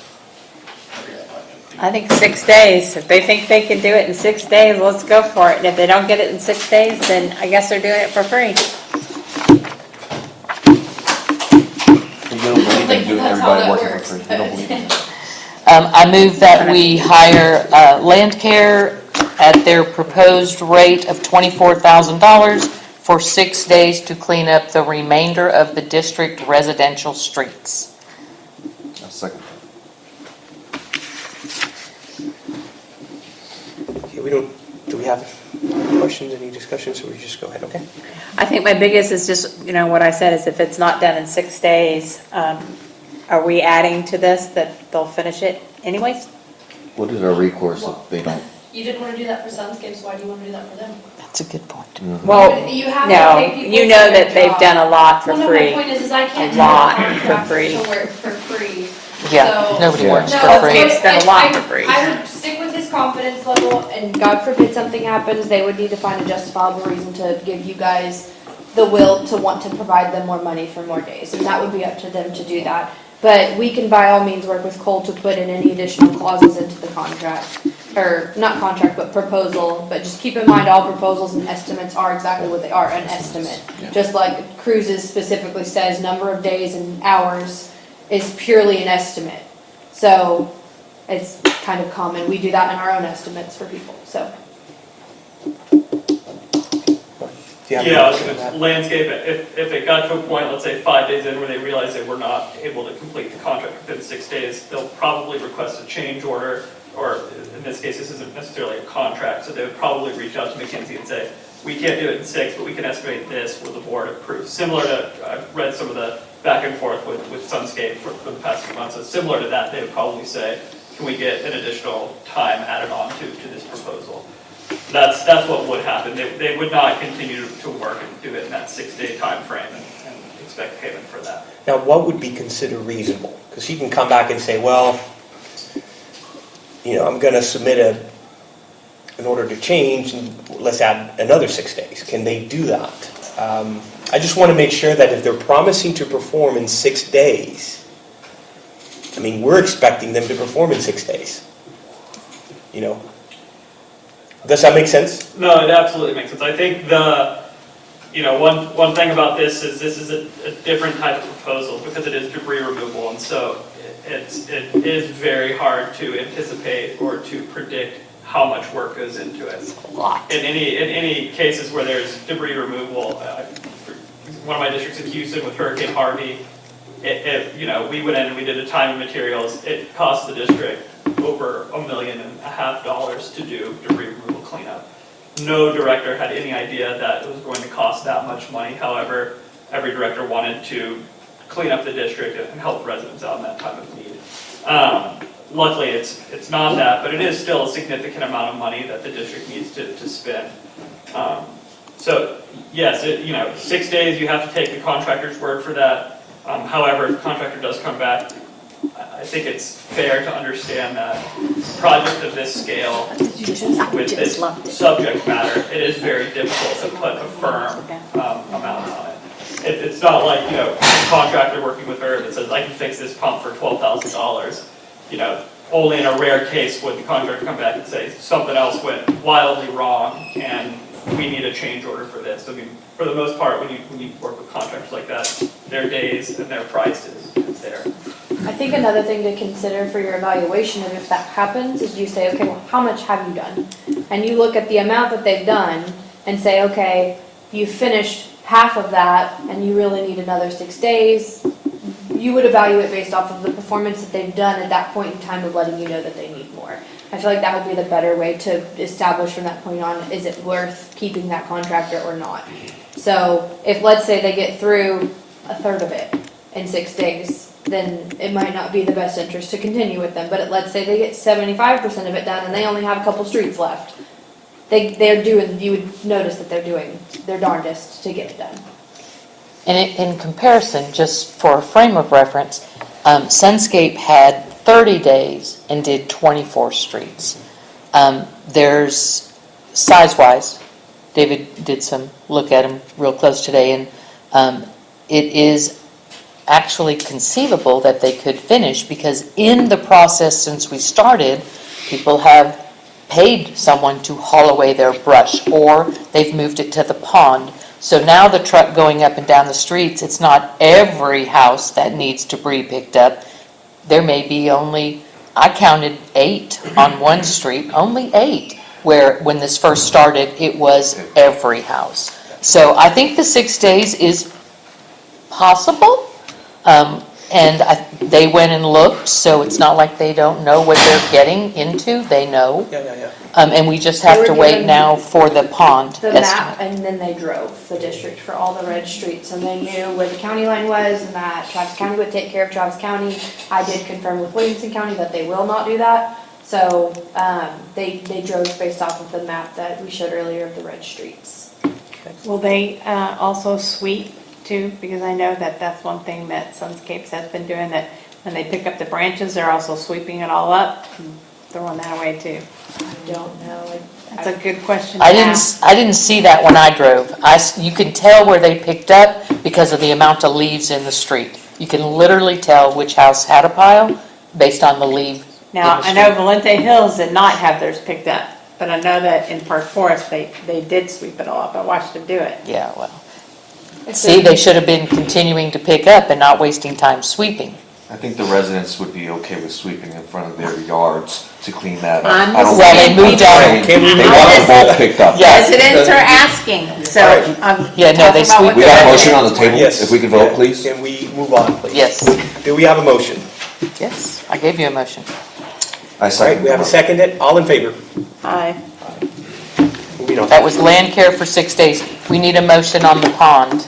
Not to exceed. Not to exceed, I'll make a motion that we look at Land Care's proposal for cleaning out the pond with a not to exceed amount of $30,000. That would not include the chip material, because we're gonna pay Sunscape for that. And that also needs to be done next week, hopefully. They'll do their best. They're already gonna have 2 crews going around for the debris cleanup. They'll get to it as soon as they can. How are you with that? As long as the chip Yeah. material from Sunscapes is cleared Yeah. within the next Sunscape couple of gets days, the that chip takes care of the material out. main concern. Sunscape gets the chip material out of the pond. That's the major concern, the right off the bat. And what I was gonna say also is the 4,000 per day actually equals what you would be paying Sunscape, where 1,800 and 2,200 for chipping. They're doing the exact same thing for the exact same price, but they're hauling it off as well. Exactly. They're taking care of that Exactly. part of it. So I'm just, hopefully if it does go over, you don't kind of get into heartache. But if it did happen to stop at 6, then I would anticipate those crews, I haven't talked to them, I would anticipate those crews moving right over to Little Elm and start chipping and hauling. Okay. Get the tree limbs last, right now, get everything else off the street, chipped and hauled out. So So is there a motion on the table? That is the motion, not to exceed 30,000 to clean the pond by land care. I need a second. I'll second that. Okay, so we have a second.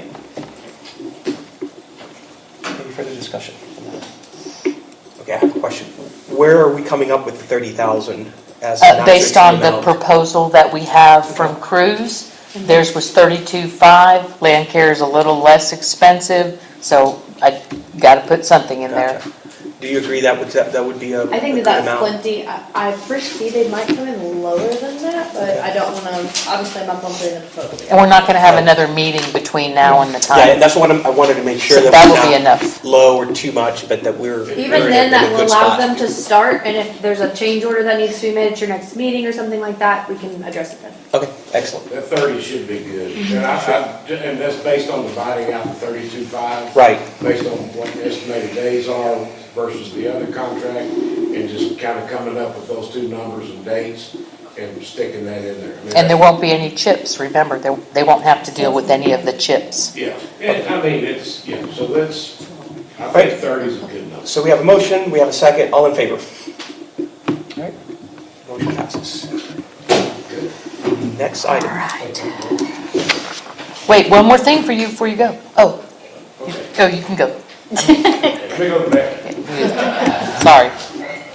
I thought he was leaving. He was. Mackenzie, do you guys have a status update ready for her to put on the web and blast out to residents? With the map and the plan, now that we have a plan, can somebody get her an update to send to residents so they know what's going on? We'll have to put it on there tomorrow. And- Well, after. Can we prioritize, please, the order of things, two crews starting in two ends of the district and meeting in the middle, so that Lakeline Oaks gets their stuff started at least? So On on Monday? Mondays is when we were putting everything up on the web, is when I was sending that to you. I think that we wait till Monday, because that's when they will start, when we know for sure that they are gonna be here and things are rolling. I think we need to update before then, though. I think so, too. So that I people agree. know that, because we've been getting, y'all seen, we forwarded Oh, y'all. I'm getting hammered. Yeah, So we the need thing to is, I think communicate. you should put something out there that says the cleanup for the pond is going to continue for X amount of days, and a new contractor will be in Monday to begin street cleanup. The estimated day turnaround is 6 days, starting Monday, ending Saturday, every day from 8 AM to 5. Just kind of give them as much information as you can, that way y'all stop getting questions and calls, and we stop getting emails to forward to y'all, and it eliminates a lot of the communication issues. And if you get calls, now you can say, hey, check the website, there's an update, check the website, there's an update, so that way people can funnel to the website and be prepared to look there in the future for updates before they reach out. Mackenzie, are they gonna give you an update every day of what streets they've cleared? Yes, so that's what If that you- proposal said, it said every day or every other day, they will provide an update If of you what send that to streets. me every day, I will update this map every day. Okay. Green will be cleared streets. You can follow along. Okay. Okay? All right, moving on, item number 7, request for RFP for the district soundscape contract termination notice. And that is an agenda item, your agenda item, right? Yes. Go ahead. Yes. As I said earlier, there was already a board vote to terminate the landscape contract with Sunscape because of poor performance in the district. So now that we have gotten this far, our storm cleanup is right around the corner. I'd like to move forward and put that very same RFP back on the street and get a good landscaper in the district that will do a good job for us. It's dependable, reliable, and a good performer. So, the proposal already exists. Herb participated in its creation.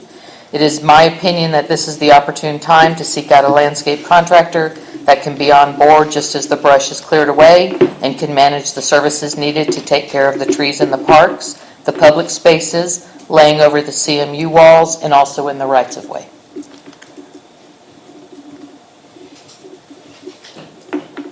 So I have a motion. Okay, yeah, can you submit your motion? Yes.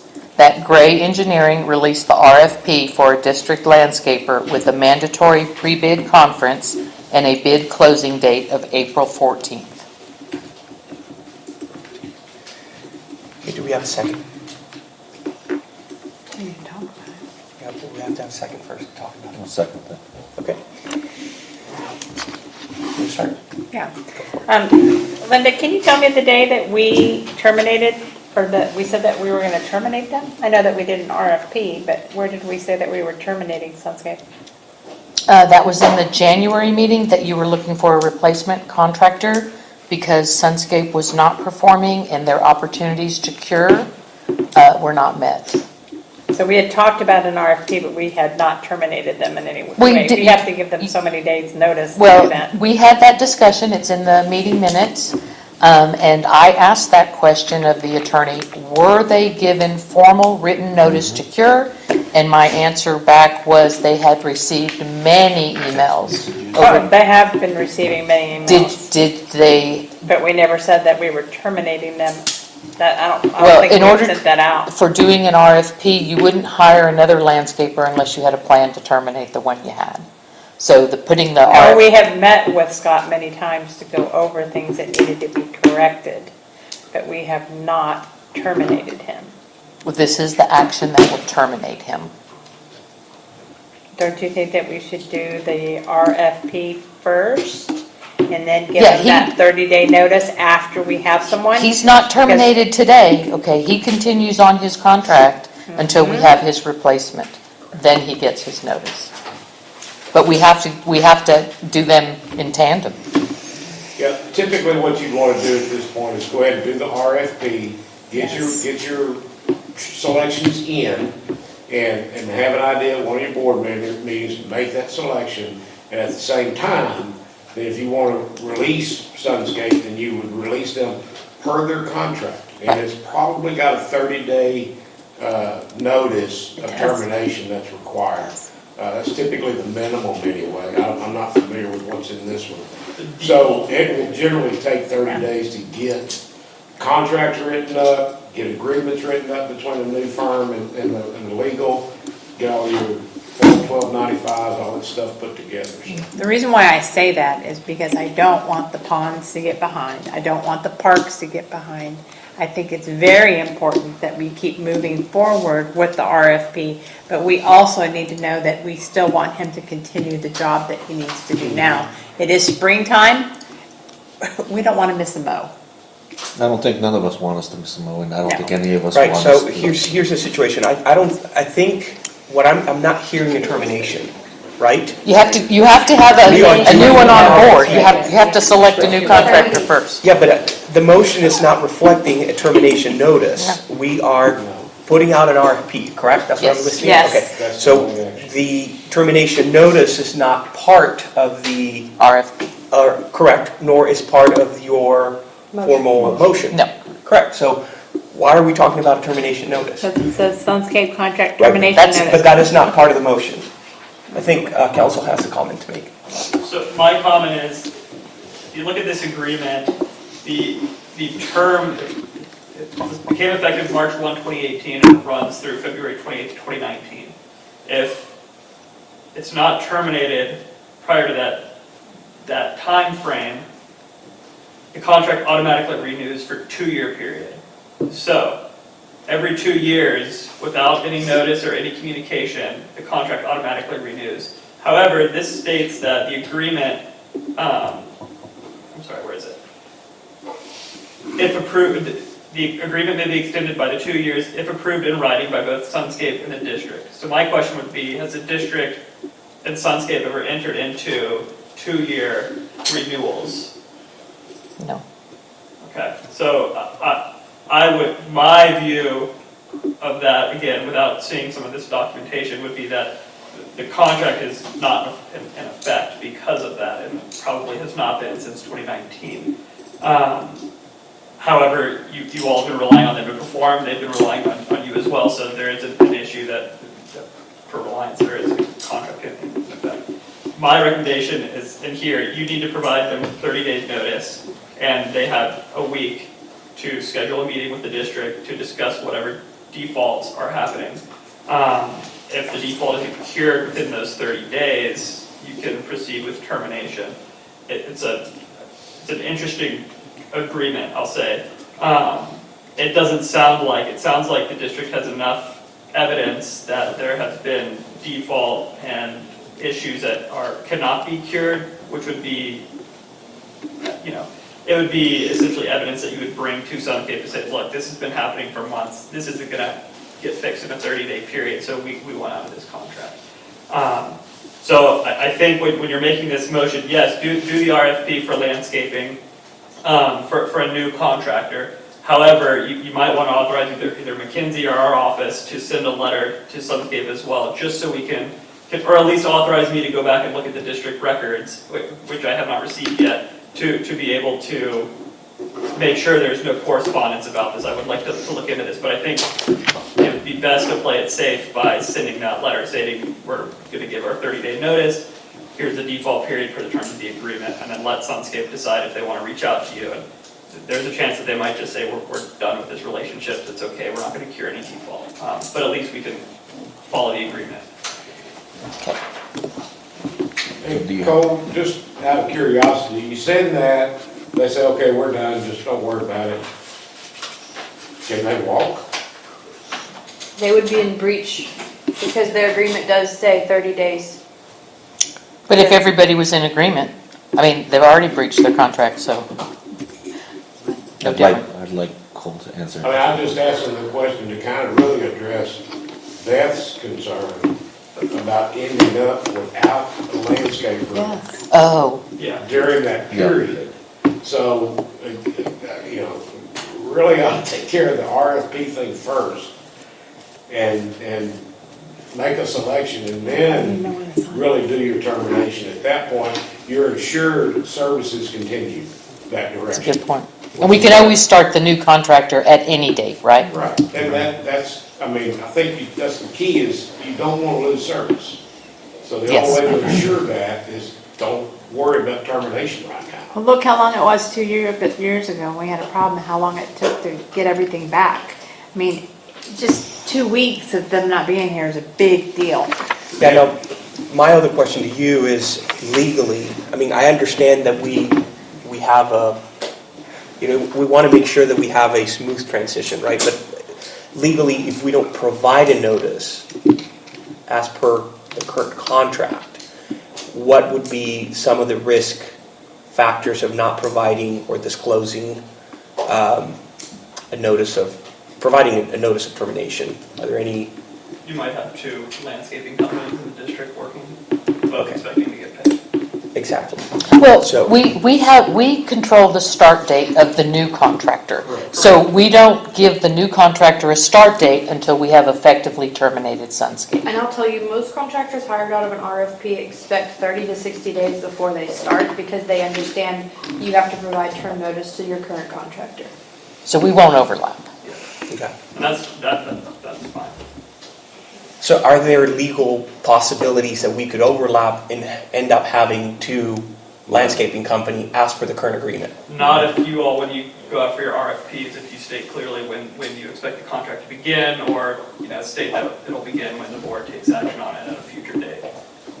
Okay. You'll know your termination date once you make your selection for your new contractor. At that point, you can determine what your end date would be for Sunscape. That would be the start date, the same would be the start date for your new contract. I understand. Okay. So, Time for a vote. All right, so we have a motion. Do we have a second? Yes, David seconds. David second. All in favor? All right, motion passes.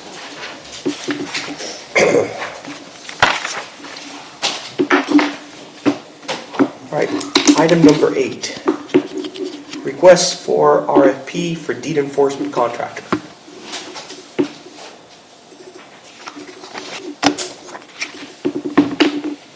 whose is that? It's just standing item? Request for. Oh, yeah, we pulled the proposal off the web last meeting because it hadn't been reviewed by Cole or an attorney. So you asked that it be reviewed by an attorney. That is correct, yes. So we pull it down. That's your committee, so. Yeah, it is. Cole, have you had time to look at that yet? I know that you've got a lot going on, but I've looked at it. you yeah. have? Yes, Okay. and Is it ready to go out? it's ready to go out, and I have a memo, I don't know if you're able to pull it up, but, one of the directors of the board had asked me to kind of look into the Sage contract, identify, there are a few task questions online, so I have a memo that we can post online. I was gonna say, we worked really hard on that. We spent hours on getting that done. On Sage. Yes. On that RFP. Oh, yeah. So, No, the I wanna RFP say, is yeah, good, yeah. yes. So in the memo, and I will say, I put the memo on, however, I asked McKinsey to pull it, we can pull it up again, just because we have not signed the engagement letter with, you all have not signed the engagement letter yet with Coates Road, so I want to make sure that we have that signed before you rely on me for legal advice, so this is, take this as you will. But this memo right here, so the tasks identify what specific activities are included in the monthly management base fee for Sage, what additional services. Just to kind of give a quick summary so you don't have to read the whole thing. You know, Sage agreed to perform 2 day tours every 2 weeks and 2 night tours every 2 weeks. Both of those tours cover 1,559 lots. That's under their base fee. They'll also provide the deed restriction committee with monthly reports, any other reports as requested by the DRC. They'll attend all meetings of the DRC and the board, and they'll be responsible for preparing the minutes of the DRC committee meetings. That's under their base fee. Also, their base fee included services is utilizing the shared drive to store all the correspondence, reports, and records created by Sage, and to provide access to the district's attorney. Sage was contracted to submit electronically all records to the district each month with Sage's invoice. The additional services, any additional services that Sage wishes to perform must have been approved by the board or its designated subcommittee in advance.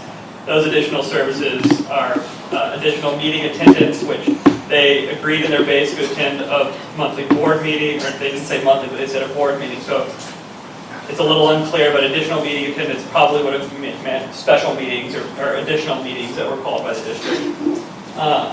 Litigation support, production of letters and notifications to residents. Those are all additional services that are billed out at a separate price per the terms of their agreement.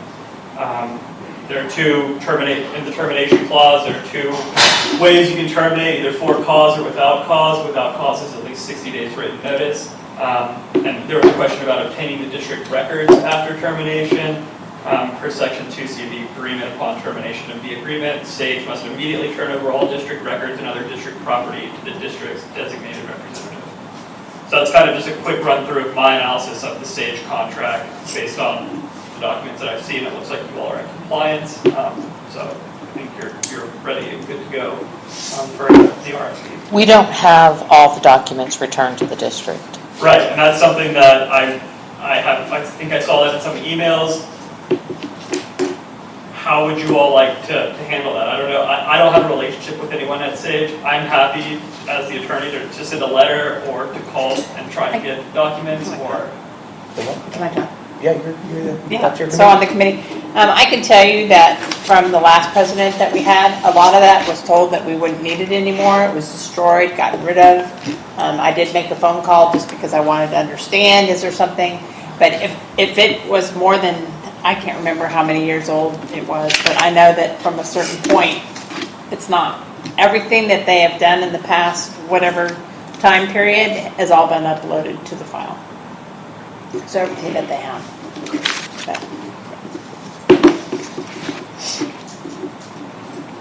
Now, So there should be nothing missing. I think what we've talked about a couple of meetings ago, the agreement was for them to upload all the records, Yeah, they uploaded everything that they still have. right? And that Because we weren't Bill going to have access. Flickinger took so much of it, and then Bill Flickinger took so much of it, he said that you didn't need so much of it or whatever, so she told, the 2 of them said to get rid of a bunch of it, it's all gone. So that's all that I can tell you. Anything from a certain period, it's not there. And that's all that I know. So that was the information that I was given.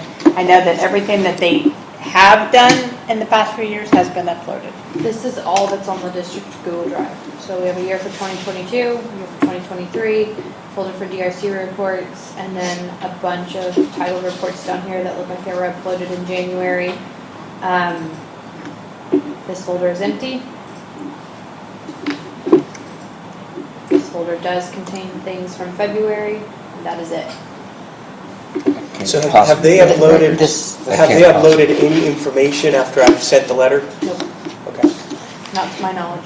So Not- all the not letters this- that they sent to residents, we have everything that Bill Flickinger, our not last attorney, but the one before, he created a Dropbox for them, and he made sure they uploaded the letters and their reports every month. Just those two items, but we have his Dropbox for that. Since he left a year ago, all the information in the last year, the only thing we have is photographed reports with redacted addresses. So we don't even have original reports with addresses on them. We have pictures. That's all that we have too. That won't stand up. That's an allegation without an address. Whose house? What property? What violation? You can't tell from the photos, so we really have nothing.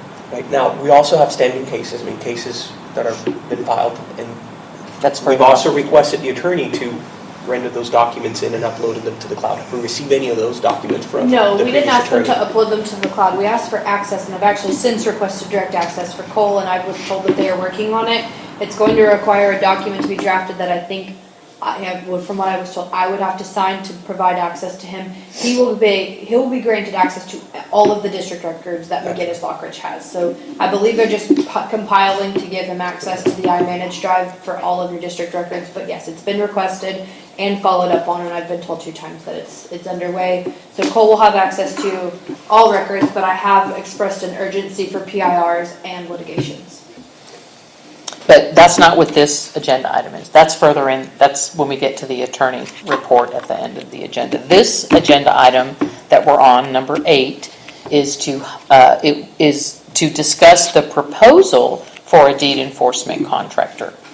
That was this discussion. And I did look at this proposal, and this proposal literally creates a situation where the enforcer and a 2-member committee are given the authority to make decisions regarding alleged violations of the deed, including levying fines against people.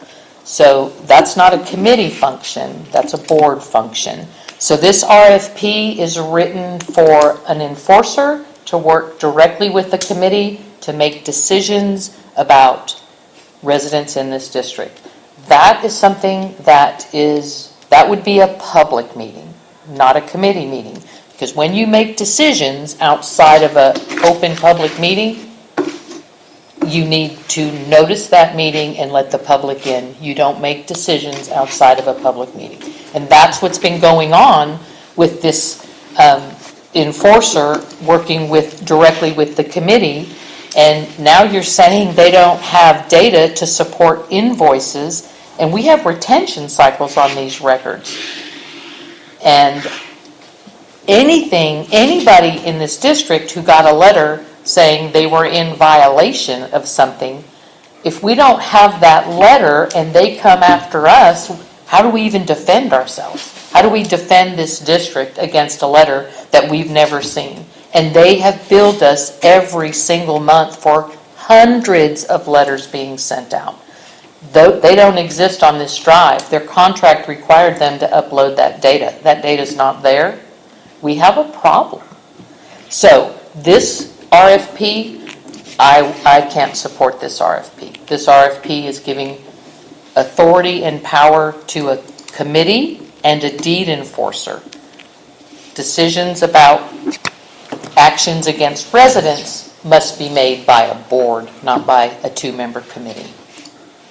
Well, Linda, I'm going to speak on that, is that we had to stop because you were taking it and. Okay, can we not Point talk of about order. that right now? Can we not talk No, about that? it's right true. now? That's Point of why it was order. taken away from you. Point of Can we not order. talk about that right now? I have a question for the attorney. Can we ask a question to the attorney regarding, so what, have you reviewed the previous document use in water Any observations that you would like to share with the board? What previous document are you referring to? The document related to agenda item number 8. In the drive? Um, It's up on the board. It's up on the board, that one, yep. Yep. That's the RFP. Yeah. And those, and I went through, it. Those are my notes that you'll Yes, see. correct. Well, it says your name. so. Yeah. Yeah, I mean, Linda had some good, there were some issues with dates and some matters within there that need to be resolved, but, you know, if the board creates a subcommittee to handle a certain district matter, then that's fine, that's okay, but the board has to fully vote on that. I'm not aware, I haven't been with the district long enough to know what subcommittees exist, what the powers of the subcommittees are, et cetera. So that is a function that districts can take, where they can elect a subcommittee to kind of act on behalf of the district. However, if it's something like, trying to think of how to state this, if it's something like deed restrictions or contracts that are a large monetary amount, or really anything that falls outside of kind of an emergency approval or a must act now, it is best to go to the full board for those decisions. Again, the district can create a subcommittee to handle these matters, and you all can give the subcommittee the authority to do that. But if there's anything that the district does if a subcommittee cannot bind anyone to a penalty or a contract or anything like that, the subcommittee would have to bring its findings back to the full board to get a quorum vote in order to make that action official or legally binding from the district. And the way you see that RFP does it reflect, in your opinion, what Linda's concern? Have you looked at it? Or do you have access to that? He does. Okay. Yeah, I do. I mean, I understand Linda's concern, I understand the purpose of the subcommittee. I think really it's up to the district to decide how you all want to best Move forward. provide this function and move forward. Can I suggest that we table that? Because we have a board member that is actually who is in litigation with all this. So I think that you need to review everything before it's something that we vote on tonight. And typically in a case like that, if there's litigation, or there are board members who work for certain companies and the district wants to hire that company for a project, that board member would have to sit out from that vote and abstain themselves from that vote. That's kind of how that works, because there is a conflict of interest in a vote like that. But if you want to abstain and give me more time. I think that we table it until It's- you look at everything on all of that. I think that would just be best. So here, again, going back to the agenda item, so request for proposal, the RFP for deed enforcement contractor, right? So what we've talked about the last meeting is that we wanted the new attorney to review that current proposal. You've made your observations so that then we can vote on it and move on and post the proposal, correct? That would be the next step, yeah. Yeah. So why, can we go ahead and make a formal motion to submit the RFP as written for the current attorney to review it? And then we can bring that up on the next, To put it back on the meeting. website. Did you already review it? I've looked at it, yes. Yeah. So he's already reviewed it? With her edits. Yeah, I've seen Linda's edits, yes. So whatever motion you make, you'll need to notate if it's to With- include her edits or without Well, the edits. and I don't think we've seen that, have we? It's all in the drive. it's all in the drive, it's been uploaded. I have not seen it with her edits. Yeah, she uploaded it with her edits. Okay, Director Flores, I think you have a comment. Yeah, I was just gonna say, I think we should table this and just, get through this meeting. I don't think it's something that's pressing right now.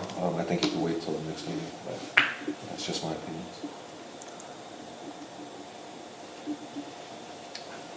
It's not my, that's y'all's I decision. know, I think it would be You're great just in until a we wait perfect till. vision I line think of it would be sight. great to wait until we have a new board member, whoever that is, and we table it until then.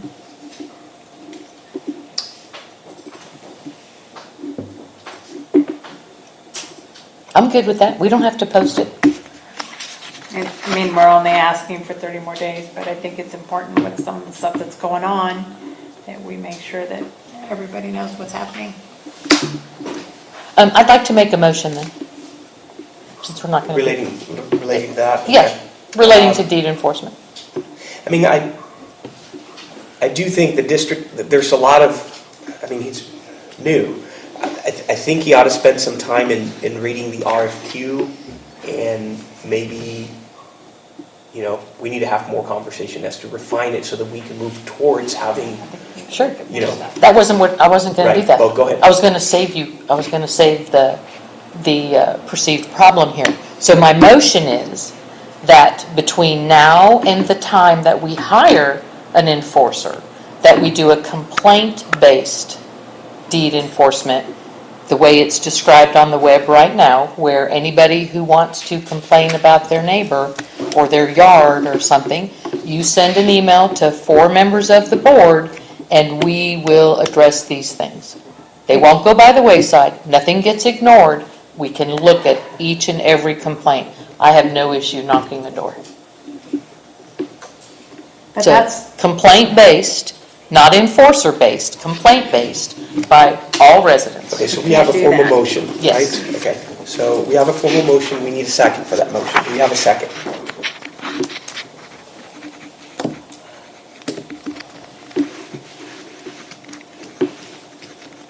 Do we have a second? Without a second, there's no deed enforcement. Second, so we don't have a second. well, the problem is that you have someone who's on the board that cannot do anything with deed enforcements. And then you have someone right now that is censored, and part of the reason why she's censored is because of deeds. So Cole, I I'm have a question. struggling with I that. have, That Can is you not, let her finish, can you let her finish her No, comment so my first, concern and then- is, you can't have 4 members on the board doing deeds right now. If you want to have the deed enforcement crew do that, the committee take care of that for the next 30 days, yes. there is no committee. There is a committee. There's only you're not a committee. No, they put Hanoi's on there right now. No, he That's what isn't. you- Not in the. No, he in the, isn't. deed restriction. Okay, All right, so can you provide an answer to her concern? We want to make sure that we're, you know, we're legally right about this. So she's expressed her concern about having a member, a board member, that it's involved in the current litigation. So we want to know your thoughts on this and how should we proceed legally? I mean, I would consider ongoing litigation with something that's related to the district, a conflict of interest between the director and the matter that is being discussed or voted on. So my view would typically be a request for that director to sit out from that vote and abstain from that vote because there's a conflict of interest. I mean, again,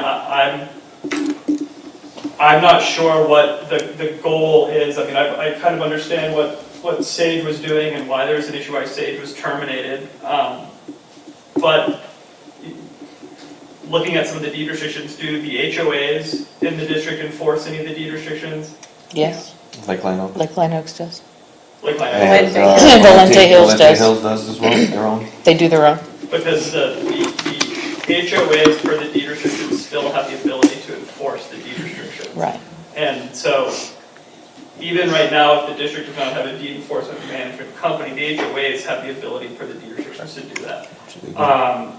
Deed restrictions they run with the land, they're recorded in the real property records.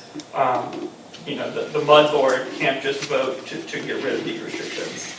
There's a process in the deed restrictions and I think I've looked at a few of the neighborhoods within the district. I think it's 74%, I believe, of residents within that area would have to vote to, you know, either amend the deed restrictions or eliminate the deed restrictions.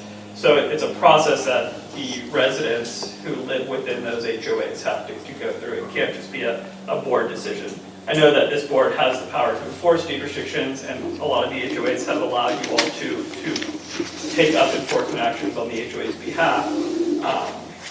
But really without understanding what I don't want to use the word issue, but really without understanding what the big purpose is, because clearly I think you all have some disagreeing views on what's going on here. So without really having that background information, it's hard for me to give you Right. real advice. All right, so we didn't have a second. Can we move on to the next? Well, I want to make a real clear point here. You are right, the board cannot wipe away deed restrictions. We don't have that power. We do have the authority to not enforce. We are not obligated to enforce the deeds. Is that correct? Yes, that is correct. Yes. However, I just want to make that real clear, that we are not obligated by the water code to enforce deeds. It's a choice. It's a choice to do it or a choice not to do it. That's correct. Okay, that's all. I just want to make that clear. but I would tell you, you're going to have a lot of very, very angry residents. You have a lot of angry residents Already? now on the way it's being done, so. Can we bounce back? I think we skipped over something under 6B for purchasing method for services exceeding 75,000. That was for the Infomark invoice for Linda questioning the purchasing method for the endpoints. No, that was actually for adding, now we've got 90,000 in cleanup already spent, and we're going to do You another, said y'all were gonna talk about this under that agenda item, because you asked me to bring this check and Oh. the two stage checks to this meeting for y'all to discuss it. well, okay, but I was really thinking, when I put that there, we can do it both. No, It that's fine. counts. It's the only way to It fit counts. it in. Yeah. So the question is, services or goods over 75,000, do they need to be bid? Typically, yes, in this case with smart meters, that's something that cannot be, there's a provision in the water code that states that if it's a high advanced technology, or if it's a product that does not readily ascertain itself to bidding, it's exempt from that requirement. Right. 90% of my districts have smart meters, and 100% of those districts did not publicly bid or advertise for those smart meters, because it is something that your operator recommends. I actually think there are only 2 companies in Texas right now that make smart meters. I think is it Mueller and Badger? Correct. And so those are the only 2. So typically, 1, that exemption does fit for smart meters, and 2, you rely on your operator to make the best decision in terms of getting a quote from one of those companies to the district. Some operating systems, some operators have technology that works best with one type of meter.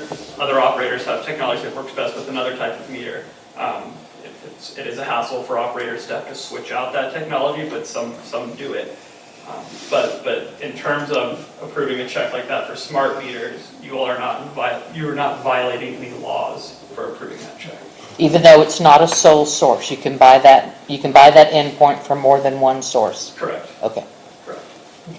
So that covers the that meters. check. Wait, before you go on. So when we're talking about the service of cleanup, which now, we exceeded 75,000 with the Right. first run, and now we're adding more to it. That's a chain purchase, sequential purchasing, and it was not bid. Correct. I think with the cleanup, similar to what we were talking about with Herb about, we would send a letter, sorry. I call them that all the time. We use the H today. What we would do is you don't have to, but what we would do is we would probably want to send a letter to the TCQ stating that this is an emergency issue. Residents have seen rats running in the street. It's a health concern and a public safety concern. So we've gone out for contracting services to get this cleaned up on an emergency basis. We did not have time to bid or advertise. And you'll get a letter back from the TCQ stating proceed. Do we need a motion to do that now? Yeah, I'd like to cover ourselves since we did Sure. not bid all that stuff. I make a motion that the attorney draft a letter to TCEQ identifying the exemption for bidding for an emergency situation Regarding storm cleanup. with the storm cleanup. And I will second that. Okay, we have a second. All in favor? Okay, motion passes. Sorry to derail y'all, my tail back. No, on No, that's okay. All right, so Go ahead and sign. Sign. I don't sign. You can. Needs 3 signatures. got it. On item 8, this is your agenda item. Do you have a motion? I would like to make a motion that we still put back on the website the RFP for the deed enforcement contractor. So but we can't do that because I guess Linda made some things to it, so we're gonna table that. So let's table it to the next meeting. Okay, well, she made recommendations, so she hasn't. I know, but mean, we you haven't can- changed anything yet, so it's not ready to go out on the, but if, yeah, no. No, but there's changes in there. I didn't put that together, so I'm sorry, y'all can't look to me for this one. I think Herb helped with this one, so y'all can look at him. Yeah, he did do a lot of work on it, but I haven't He seen it did. again since Linda. He did Toyed a with lot it. of work, so maybe if you want to review the changes, or Yeah. now that you have an attorney who can, Do we need Herb?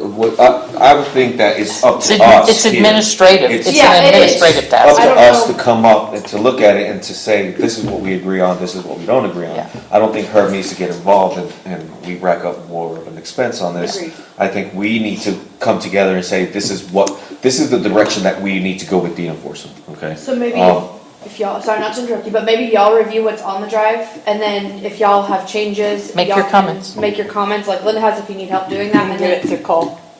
yeah, we can Happy to do that, or. maybe give y'all a deadline to do that, so then after that deadline, Cole can review it and enough time before your meeting to provide any legal advice that's necessary. And I will just say, any deed enforcement services provider, those providers know the law in terms of deed restrictions. And so, should there be something in the proposal that is counterintuitive or goes against the law, which hopefully it wouldn't, a deed restriction company would come in and say, we saw this in here, we can't do that, that's against the law, these are what our services are. Right. So that when they provide you their contract, they'll provide everything, because the RFP is a request for proposal, and you're stating everything that the district wants, or in theory, the district wants.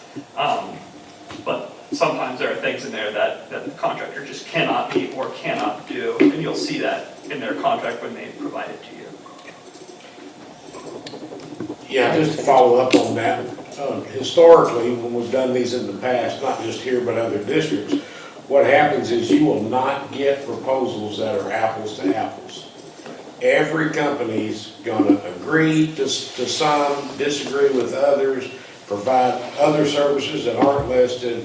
Every proposal, committee or whatever, is really gonna need to look at that, because they will not be apples to apples. Did you They're develop not a scoring criteria? What's that? Did you develop scoring criteria? Last time what we did is we called out the high points that needed to be covered, Right. and then we went through each proposal and said yes, yes, no, whatever, and presented that for review and y'all to help with your decision making. And that was when Sage was hired. I have that package. If you have scoring criteria for this RFP that you worked on for the deed enforcement contractor, will you please share that with Mackenzie so she can upload it and we can look at your scoring criteria? Sure. Thank you. So for this one, just so y'all all know, if you want to go in and make comments on the thing like Linda has, you can see her comment here. You can either click the three buttons, and then I think you can actually, click on the comment. You can reply to her directly through that. I would not recommend doing that. I just want to show you don't do that. This is how you do it. You would highlight the section you are talking about or would like to make a comment on, and then press this button and you would make your comment there. That way we don't have rolling quorum issues, you're not communicating with one another. Make your comments on the document. If you have comments about things that Linda has stated, save those written down for the next meeting and you can all address together so you don't fall into a quorum issue. Does that make sense? Yes, ma'am. All right, moving on to item 9, attorney's report.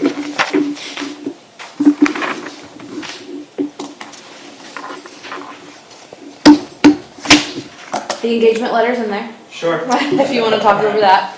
And then there's three, I think a couple other items under the agenda item itself. That one's fine. Yeah, I'm gonna, this one came printed off a little wonky format, so I got some that are a little cleaner. So We'll I'm have to gonna- sign a different one. We'll have to sign a different one. Yeah, but we could talk about it before you all sign it, so you can approve it if you'd like before you sign it. I provided our Code Strides engagement letter to you all. don't know if you want me to walk through it, it's fairly straightforward, but I won't talk anymore. I'll let you all ask me questions if you have any. I read it earlier today.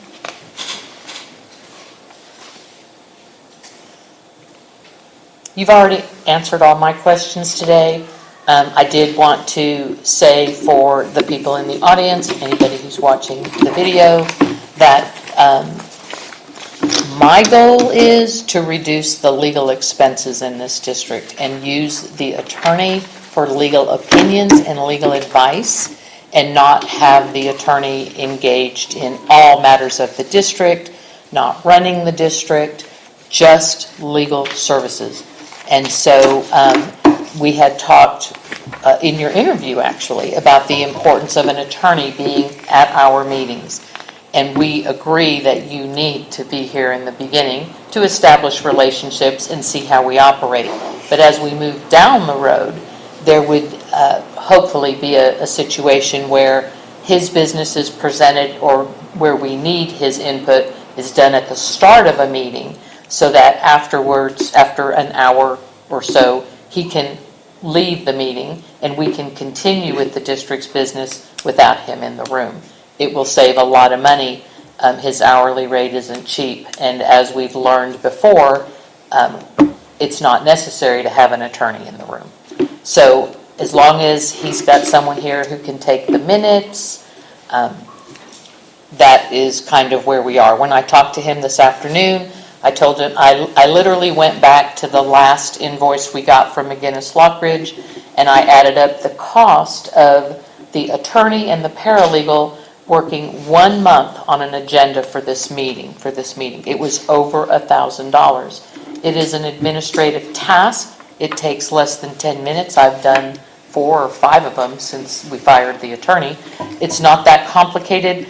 I would love to have Mackenzie do the agendas and not pay an attorney to write an agenda. I would like his eyes on every document that we publish or post, but I don't want to spend hours and hours on administrative tasks that are covered either in an Infomark contract or any other vendor's contract for that matter.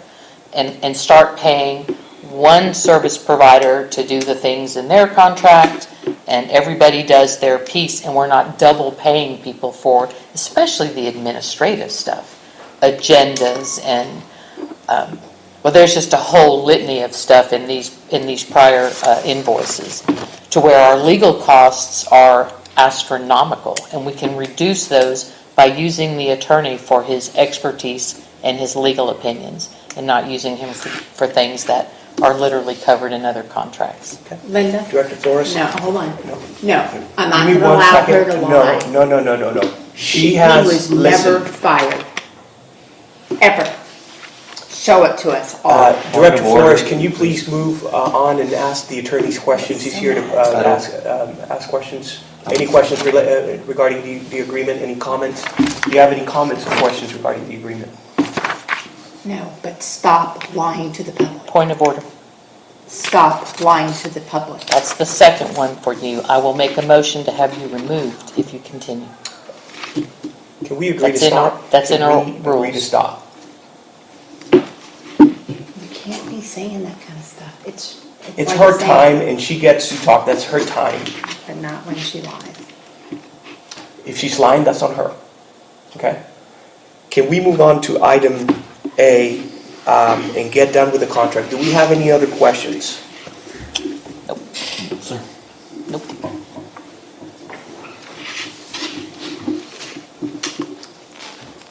9B. Do we have a transition plan? I've spoken with Mackenzie some, she's gonna get me the plan, or the urgent items from McGinnis Lockridge, but in terms of the district has any paper documents, or if all the documents are online, no, we will need to discuss how that's going to be handled. McGinnis has paper documents as well, but I think they transferred everything to digital, which is why this could take a little while to get you access to everything. So I'll confirm that with McGinnis to make sure that you're getting access to any paper documents they may have, as well as, and they are providing you everything, of course, that's transpired prior to them with previous council that they have then taken over. Yeah, and I can, I mean, if you have a contact over there, then Yeah, absolutely. can send it, but yeah. we I've can- given them your contact information Okay. as well, so they do have your direct information to start providing you. So if you get anywhere links or anything like that, let me know, it might be something for that. Okay, so yeah, I would want access, obviously, to all the digital documents, and then we probably want to have all the paper documents as well, to be able to go through them and then file them. So I can work with Mackenzie on that to ensure that we get everything, and if I don't hear anything, let's say by the middle of next week, Yeah. we can, I can get touch with you base and we again can reach tomorrow. out. Okay, I touched base again on Monday, and I was told that they were working on it, even though I asked for it last week. So I think they're just having some issues getting access to the entire district's data. They're having to compile an iDrive specifically for him. That's going to be a little problematic because the iManage share that they use does not move into our Google Drive unless we convert every single document to a PDF. They're not compatible. Mackenzie, can you call Onyx and ask them if they have a plugin that will move from iManage Share to Google Workspace? I'll give them a reach out tomorrow. Otherwise, we will never be able to see these documents. You might be able to because you're going to be linked into the McGinnis system. We are not. So we can't see these documents that you're going to see. right. And that's why, if I do get paper documents, it could be, a little bit of a project, but I would be able to, or someone at our firm would be able to scan those into the system as PDFs, and then we could send them to the board and to McKinsey. Then they would work on our And drive. then it would- But of course, there might be digital documents that aren't replicated in paper form. To my knowledge, they're not giving him iManage. They're doing something completely different because it's a far larger thing than they've provided me. So I think that it might be different. So we might need to see what they use to give him access, because I was told it's not the same as what they gave me, and if it will convert easily into Google. But I'll still reach out to Onyx to find out if there's We still need that a anyways. conversion tool of some sort. Can we move on to B, item B, public information report Requests. request? So did you have the chance to look at the PIRs in the data dump folder? I've looked at 2 of them, but I need to kind of see what the status is of the, I saw that some emails have been answered by McGinnis. I don't know if those have been followed up or not.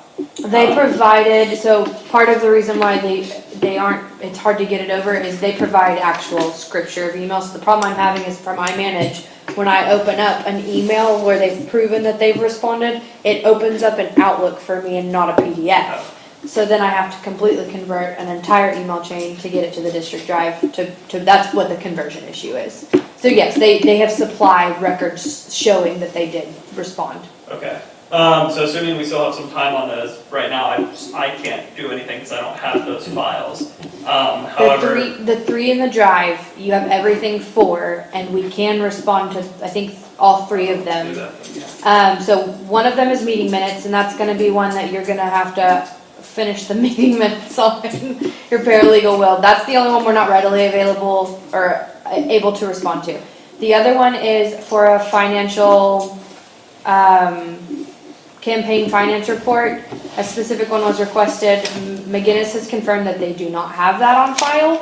So we just need to provide a response, I guess, to state that we don't have that information. Yeah.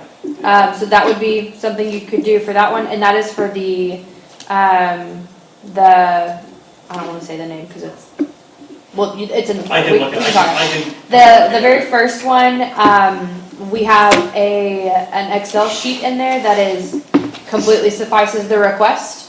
It has not been sent out yet, we need to send that out. So Okay. I'll give you an email breakdown for that tomorrow and send you the documents, and then you can start responding from there. Sure. We did have one come through today. Cynthia Kimball sent one before we converted the email back to being forwarded to me. And I've responded to hers, so hers has been fulfilled. I'll just add it to the spreadsheet before I send it to you. Why are we having the attorney respond to the requests? If you have the data, you have the It's answers? in the folder, yeah.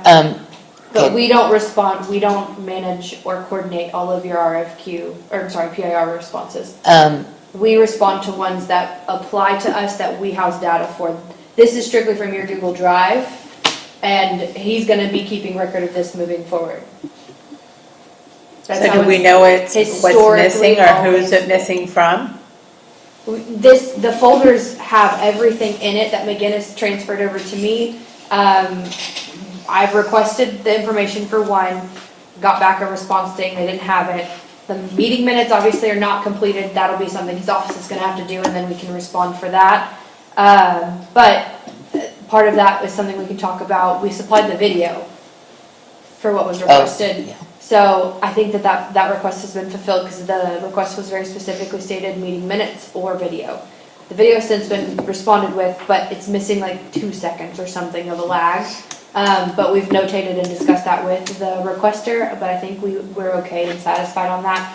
The other two, though, are on the Google Drive, we can go through them tomorrow, but Infomark has never been the monitor of your open records requests, ever.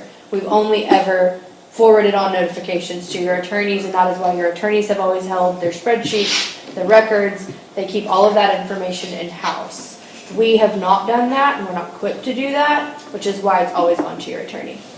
Our contract very specifically says respond to, which is in the instance of us housing that information, we've always provided it.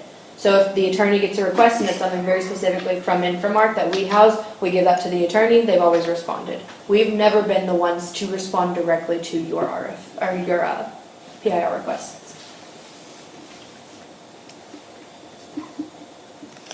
I want you to look at the Infomark contract, because I read it as a base service that they respond to requesters. Okay, so as your attorney's report, which are in item 9, would like to see, we want to look out for the best interest of the district.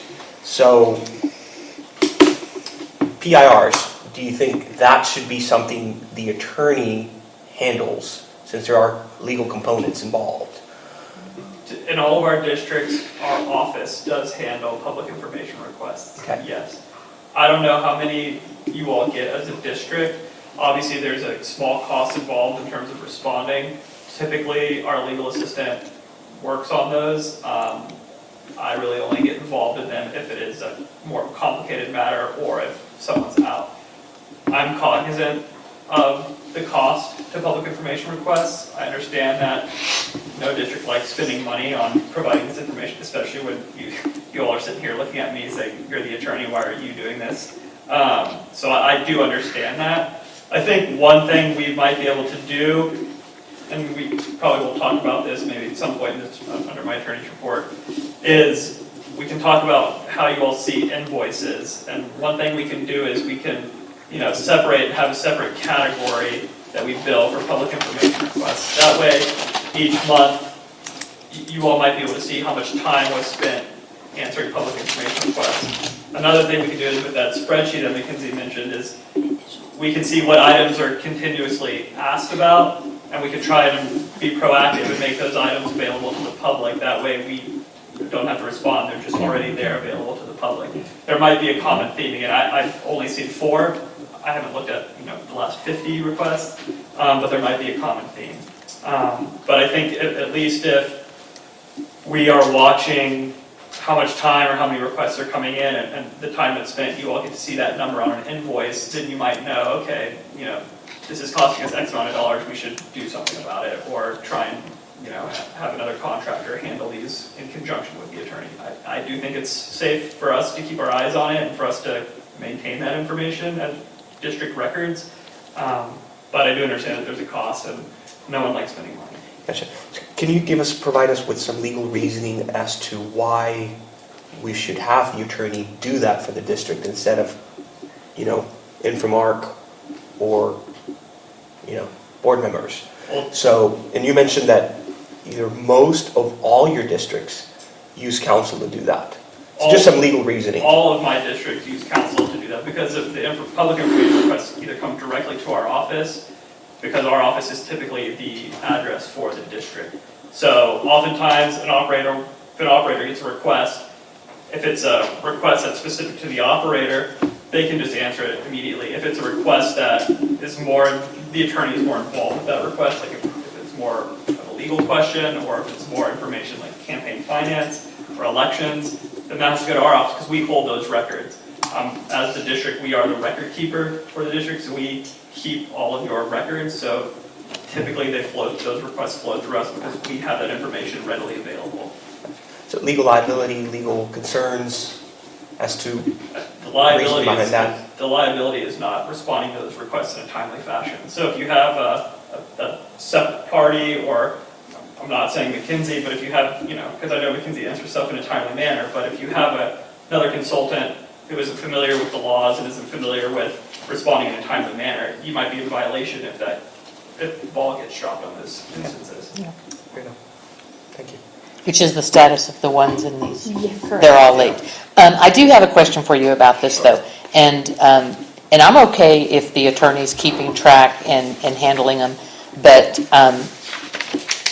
our previous attorney made the decision whether or not to release information, and all too often, more often than not, would ask for, he'd go down the AG road of, I want an exception, I don't want to release it, that kind of thing. And the attorney made all those decisions exclusively, not in a committee, not with the board, made those decisions. And a lot of the stuff that was being withheld is, in my opinion, public information and should not have been withheld. We spend a lot of money on open records requests, and it's mostly the expense of the attorney writing for an AG opinion, delaying release, that kind of thing. I don't want to see that happen with you. I want the board to be aware of what's being requested, and then your recommendation of you should release it, it's public information, or you shouldn't release it, and a reason why we shouldn't release it. Because most of us campaigned on transparency and an open government, and that we need to uphold. And I like the idea of if somebody's asked for it, if we had a spot on the web that said, these are the open records requests that we've received, and just give a whole year, a running list, and here's the response that we sent. And that way people with an interest could look out there and see what people have asked for, what they got back as a result, and maybe it would satisfy some of that curiosity that generates these requests. And yeah, what I can do is if I get a public information request, if it comes either directly to our office, or if one of your other consultants gets it and they forward it to me, I can simply send it to the board, BCC all the directors, say, this is what we've received. My opinion is this is confidential information and it should not be disclosed. And then you all can take a look at it and see it, and you all have the opportunity then to respond to me. Yes, I like that idea. If you're BCC, you won't be in forum confliction, but Gotcha, I like at least that. I'm keeping the directors in the loop, so Yeah. it won't seem as if I'm making a decision on my own. That would be much appreciated.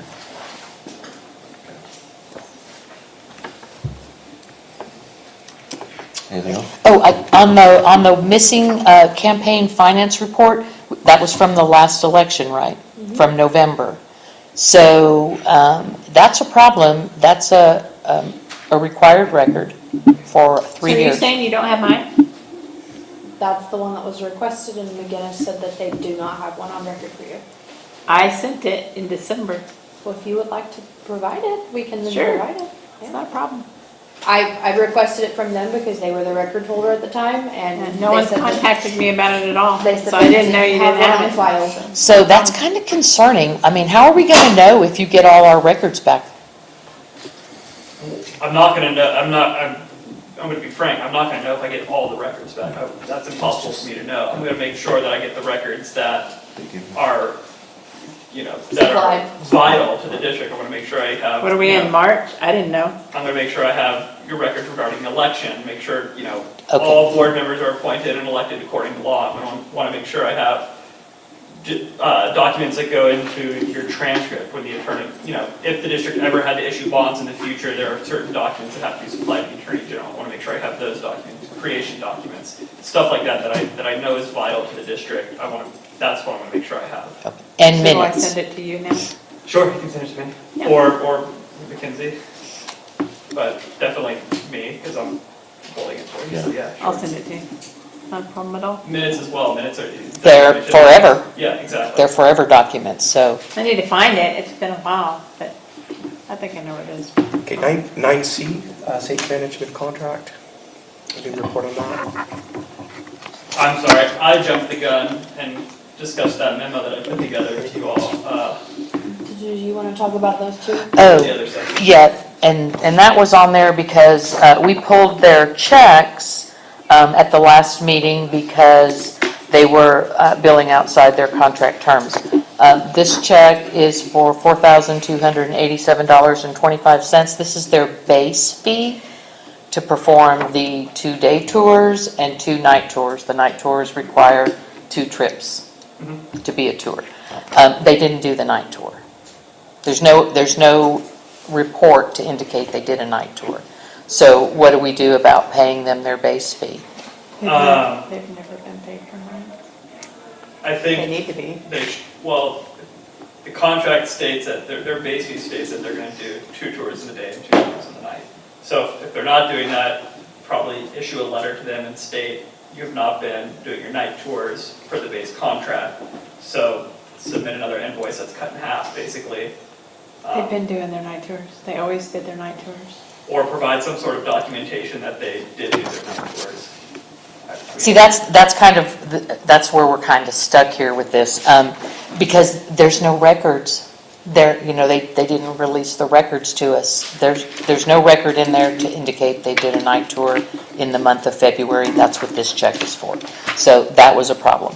The second check was for additional services to attend meetings, I believe it was, and a phone call. It's a committee meeting and a phone call. All that stuff, I read, is covered in their contract. It's not an additional service, it's a service of their contract. Unless it was an additional meeting outside, what I'm gonna guess is the board of directors meeting or the regularly scheduled DRC meeting, that if it's outside of that, then it would be an additional. If it is a regularly scheduled meeting, then it would be covered in their base fee. Again, the language in this contract states that, the additional fees are any additional meeting, so it's not very clear on what that means. What's that check number? Yeah, we met. 5819. I mean, I don't know what you need to know, but we met often. I mean, whenever they would go out, we would meet afterwards to talk about it. Typically, see what it says is, The committee would meet, I should say. if it's an additional committee meeting, probably outside of It the was. regular committee meeting, then they're gonna charge an additional fee for that. Well, they never have. In the 4 years plus months, they never have. This is the first one. I'm happy to reach out, either a phone call or talk to them and just try and get some additional information or some more explanation on it, and then I can forward it to the board for you all to discuss at next month's meeting. The invoice states, meeting with the committee to address the wishes of the committee regarding the fine database and letters. So it was a normal committee meeting, it sounds like. Because they met with the committee, add Spanish blurb to letters. This was done on Thursday, January 12th, 2023, from 8:15 to 11:15 a.m. Is what the invoice provided states. Yeah, I know where we were on that day. Again, we have no Thanks for Megan letters and I. to show that they ever sent any letters. We haven't seen letters in a year. It's not on the Google Drive, it's not out there. But every month we get a bill for all these letters that they've sent, but we have no evidence that a letter was ever sent. I suggest that you call them. If you all authorize me to contact them, I will do Please. that, yes. But I'm You not need gonna do it. Do you need 3 Yeah, hands in we the air would- for that? What would be the purpose of you contacting them? Just to get additional information and Okay. try and get some clarity. I only know about this issue from what I've seen in the Okay. emails and what you all are talking to me about. Can we make a clear motion, because I think the concerns are the checks, right? Yeah. There's no record or evidence of a night tour, correct? Nothing in Yes. writing, And the second check for additional services is covered. correct? And now I have an understanding that there was a night tour, correct? Yeah, Per they the always do committee night report. tours, yes. Okay, so for that check, you're saying they did a night tour, okay? And then, so go ahead and make a clear motion so he can act on that, correct?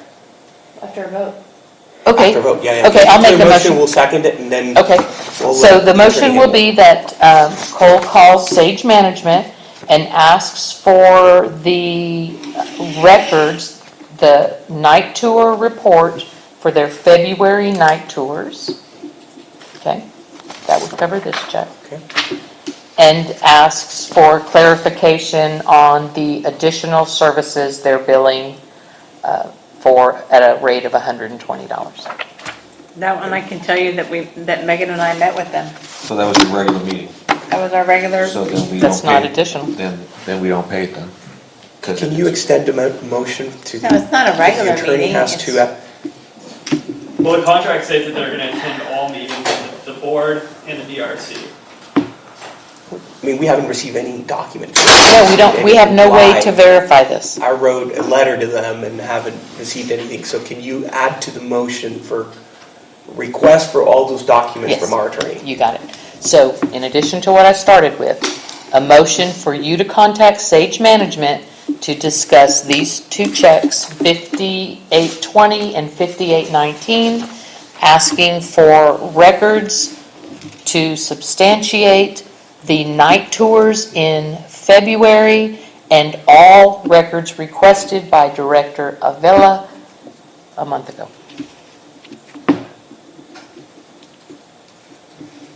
Do we have a second? I'll second the motion. Do we need any further discussion? No? All in favor? And it's just Lindsay. All right, so 9D, report on pending litigation. I have not received any information yet, so we'll. I sent a call get a little that. while ago. All right, I guess we move on to item 10, fiscal year 2023 budget review. So,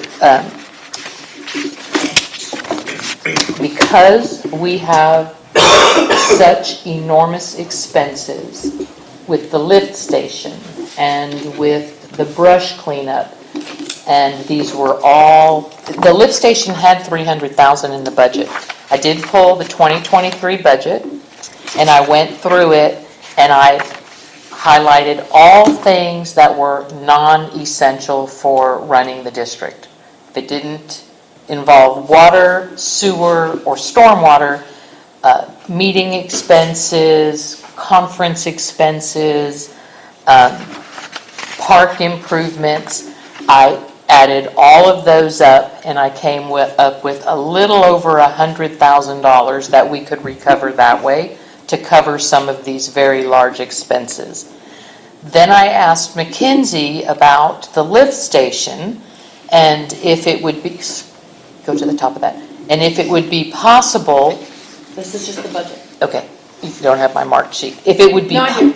if it would be possible for Herb, when he starts working on this, to space it out so that our bill for the biggest chunk doesn't arrive until December. Because in December, we get a whole new batch of tax money to help pay for this. When I looked at all the numbers, and I can share this, I was going to make slides, but I ran out of time. We average $388,000 a month just to keep the lights on. That money we have to pay every month, and next month it's going to be over $500,000 if Alterman and everybody else bills us for what happened at Hatch. It's going to be a huge month of expenses. So I have calculated from April through November what it's going to cost us to run the district with what we know we have to deal with, the lift station and the cleanup. And took the $105,000 I could find in the budget that are not essential items. And literally, when it was all said and done, and I can share this information with you, we will have left in the bank 4 months of operating expenses. We will take it down to 4 months of operating expenses. That's really close. If we had one other catastrophe, we would be looking at bonds to pay for it. So I have recommendations on how to modify the budget to try to cover the costs as they come in. And McKinsey explained that when we have a contractor who's going to do that work on the lift station, he will bill us for the parts as he receives them. He's not going to bill us $600,000 in one day. No, Okay, because that would just literally break the bank. no, I'm not doing that. Okay, spread that out, and everything's gonna take time anyways, as he said, we're looking at 6 to a, 9 months, right, lead time? Yeah, I would say easily 6 to 9. okay, so I've got 1, 2, 3, 4, 5, 6, 7, I got 8 months. I got 8 months that we have to live on what we have in the bank, because we're not getting any more tax money. We're done. Our collections for the year are pretty much done.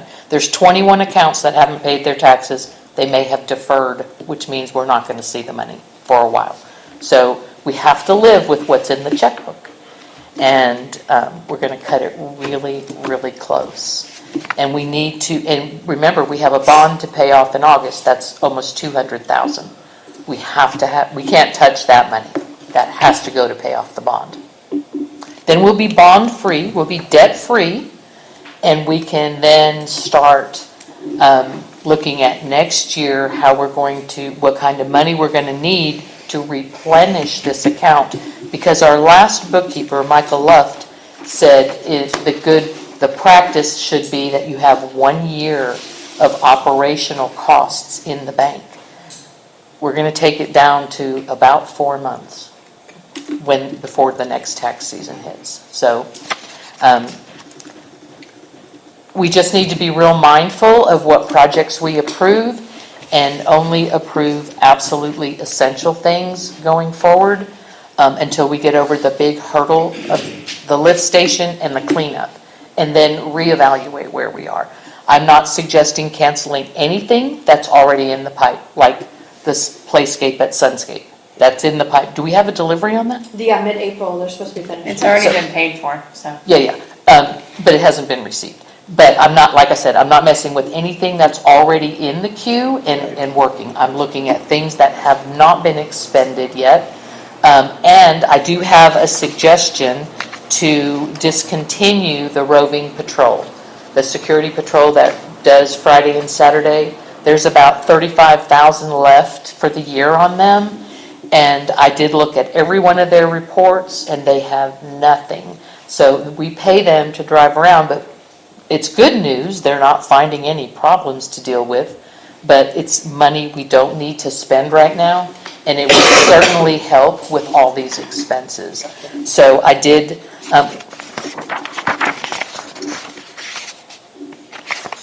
my marked report shows that It's right here. that is one of the ones to consider stopping that for the time being. Here, There it is. contracts roving patrol. Yeah. It'll put $32,000 back in the budget, which is substantial.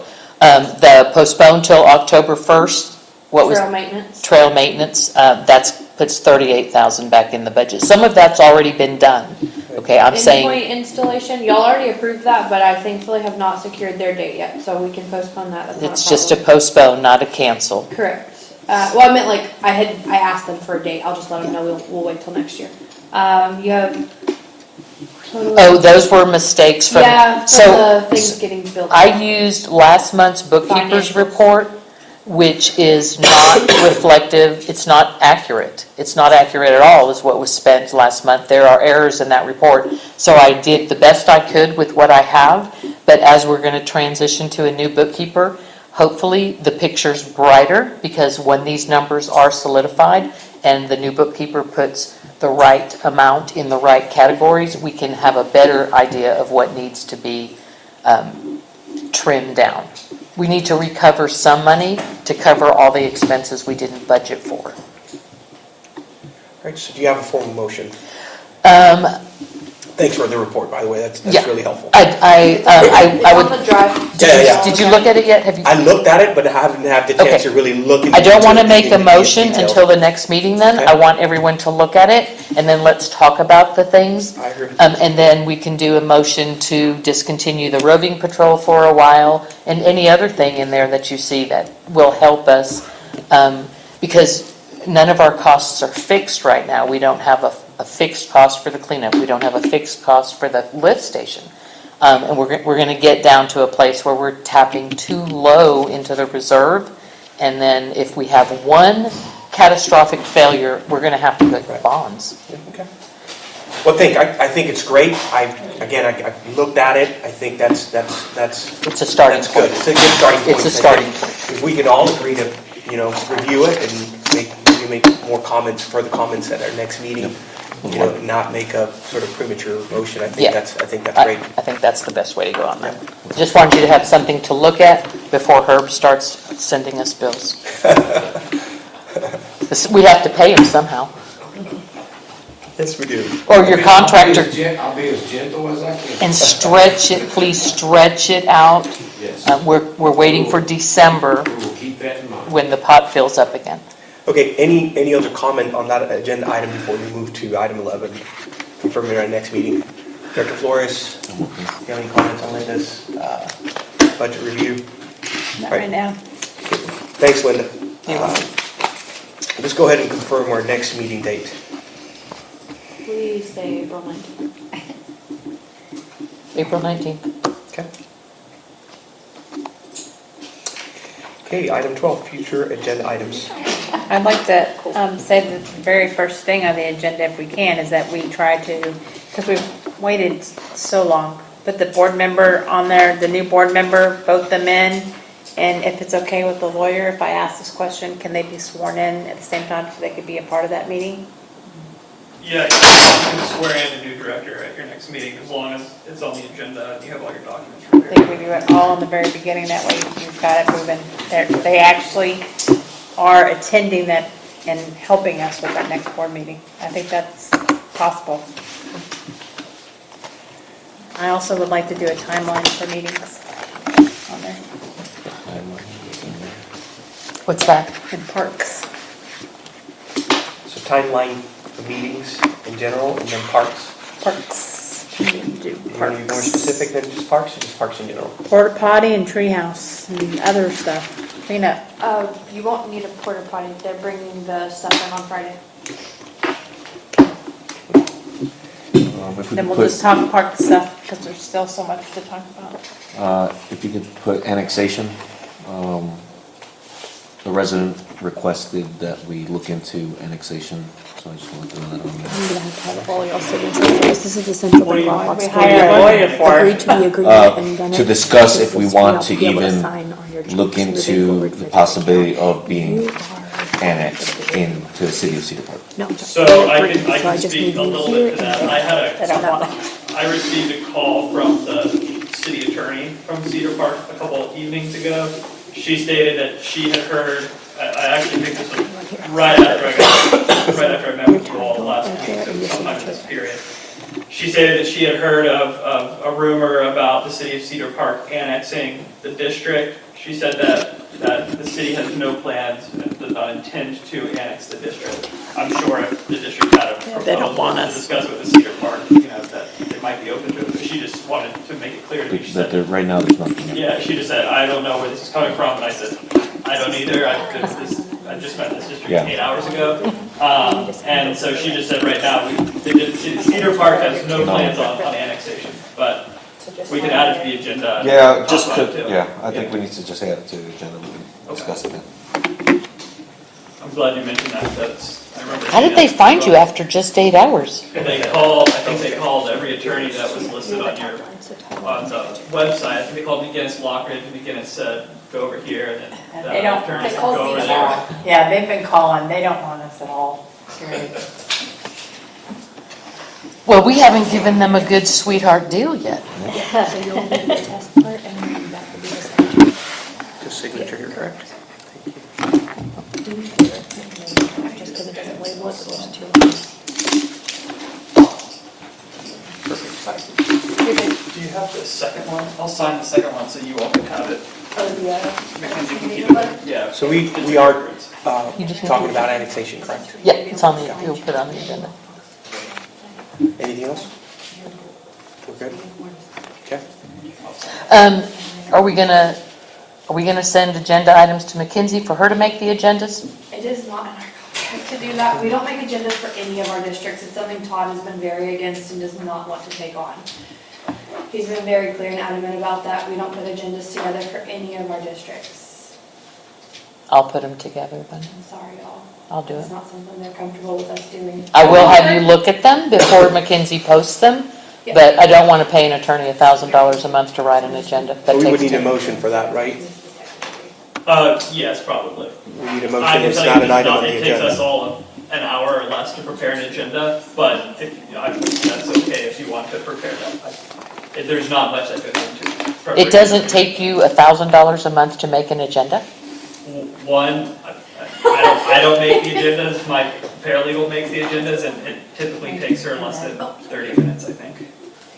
Because we use the same format, Yeah. and we just change out Change what we the- need. yeah. Yeah. So it probably costs. Wonder why we've been paying $1,000 a month for an agenda. I'm not gonna answer that. I don't know, I can't speak to that. What do you want to do? Do you want him to make them? Here's the situation, what I think we should do. I think there's some things that we gotta work out, you know. I don't wanna be put in the situation where we have a board member feeling uncomfortable with another board member about an agenda item. I believe we should have, unfortunately, we should have somebody that's neutral in this event so that we can have an agenda item, you know, somebody creating the agenda for us. Okay, This one. let's let him do it. So, If his bill starts running up where he's charging $1,000 a month to prepare an agenda, we're going to have to revisit that. I would definitely. but I wanna hear, Director Flores, what do you think about that, and what do you think about that as well? Red. I know. Linda proposes she should do the addenda. What do you want to do? I think it's better that the lawyer does it right now until some things get worked out. I guess you'd be drafting our agendas. And I have a few questions kind More of than I about want. my role and how to kind of best act with you all, kind of. Thank you. In terms of, so let's, for example, since we're talking about the agenda, we can talk about that. In terms of agenda items, you know, typically, we also on our agendas state, you know, discussion or addition of items to be added onto a future agenda. So we have something similar to that. If something isn't brought up at a meeting, a lot of times something pops up in between meetings. I don't want any director to feel like I'm, you know, favoring a director or doing anything that's out of the ordinary. But, you know, if I do get phone calls from directors, I'm going to take those phone calls and address the issues. If I do get emails, I'll respond. If it's an item that requires board approval, or if it's an item that I think with my best judgment needs to be brought and discussed with the board, I'm going to bring that to the board and I'll add it to the agenda. If I have a director who emails me or calls me directly to add something to the agenda, are you okay with me putting that item on the agenda? Our rules allow for it. Okay, Two each. 2 each, okay. Do you want? Until we change the rules. We're supposed to work on those. Yeah, we gotta work on this. And then I know one item we discussed, maybe we didn't discuss last month or last week, was preparation of minutes. I think, Linda, you and I had a discussion about the minutes. I know the previous minutes were more in narrative form, but it can be a little hard to read through all of it and find out who made a motion, what actually was being discussed, was there a proposal, or was there a monetary amount, those items. Do you want the minutes to be more abbreviated, where, you know, instead of us, we don't dictate the meeting, so we're not going to add every little conversation piece in there. We're going to say, for example, you know, a discussion ensued about RFQs for park, or for deed, or for district landscaper. We're not going to go into everybody, you know, he said, she said, type of stuff. Do you want us to kind of do the narrative, but only a few sentences under each agenda item, or do you want us to just do bullet points? Bullet points would be awesome. Bullet points? There is, if you go into the year 2020 and look at those minutes for the general board meetings, those were done by Bill Flickinger. That's what you just described. More of a bullet point meeting minutes. The difference is that the motions were always highlighted and pulled out. And if there was a dollar amount involved, it was always included in that agenda item in the minutes.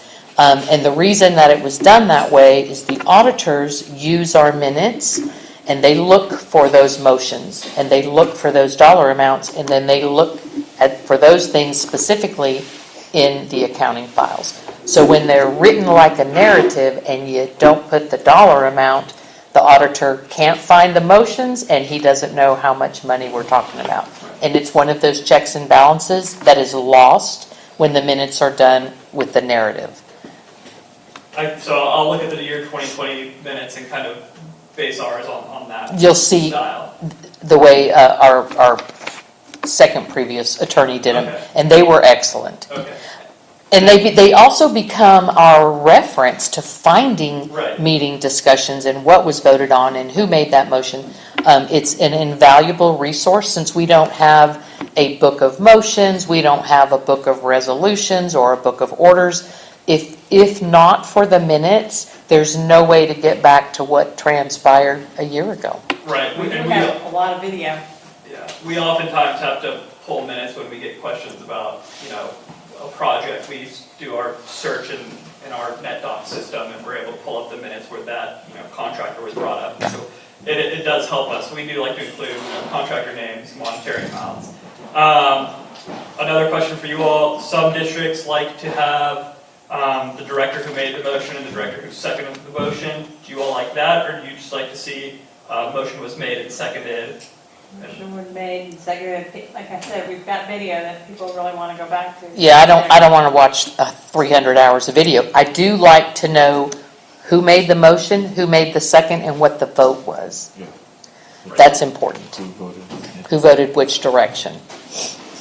So typically what we would say is,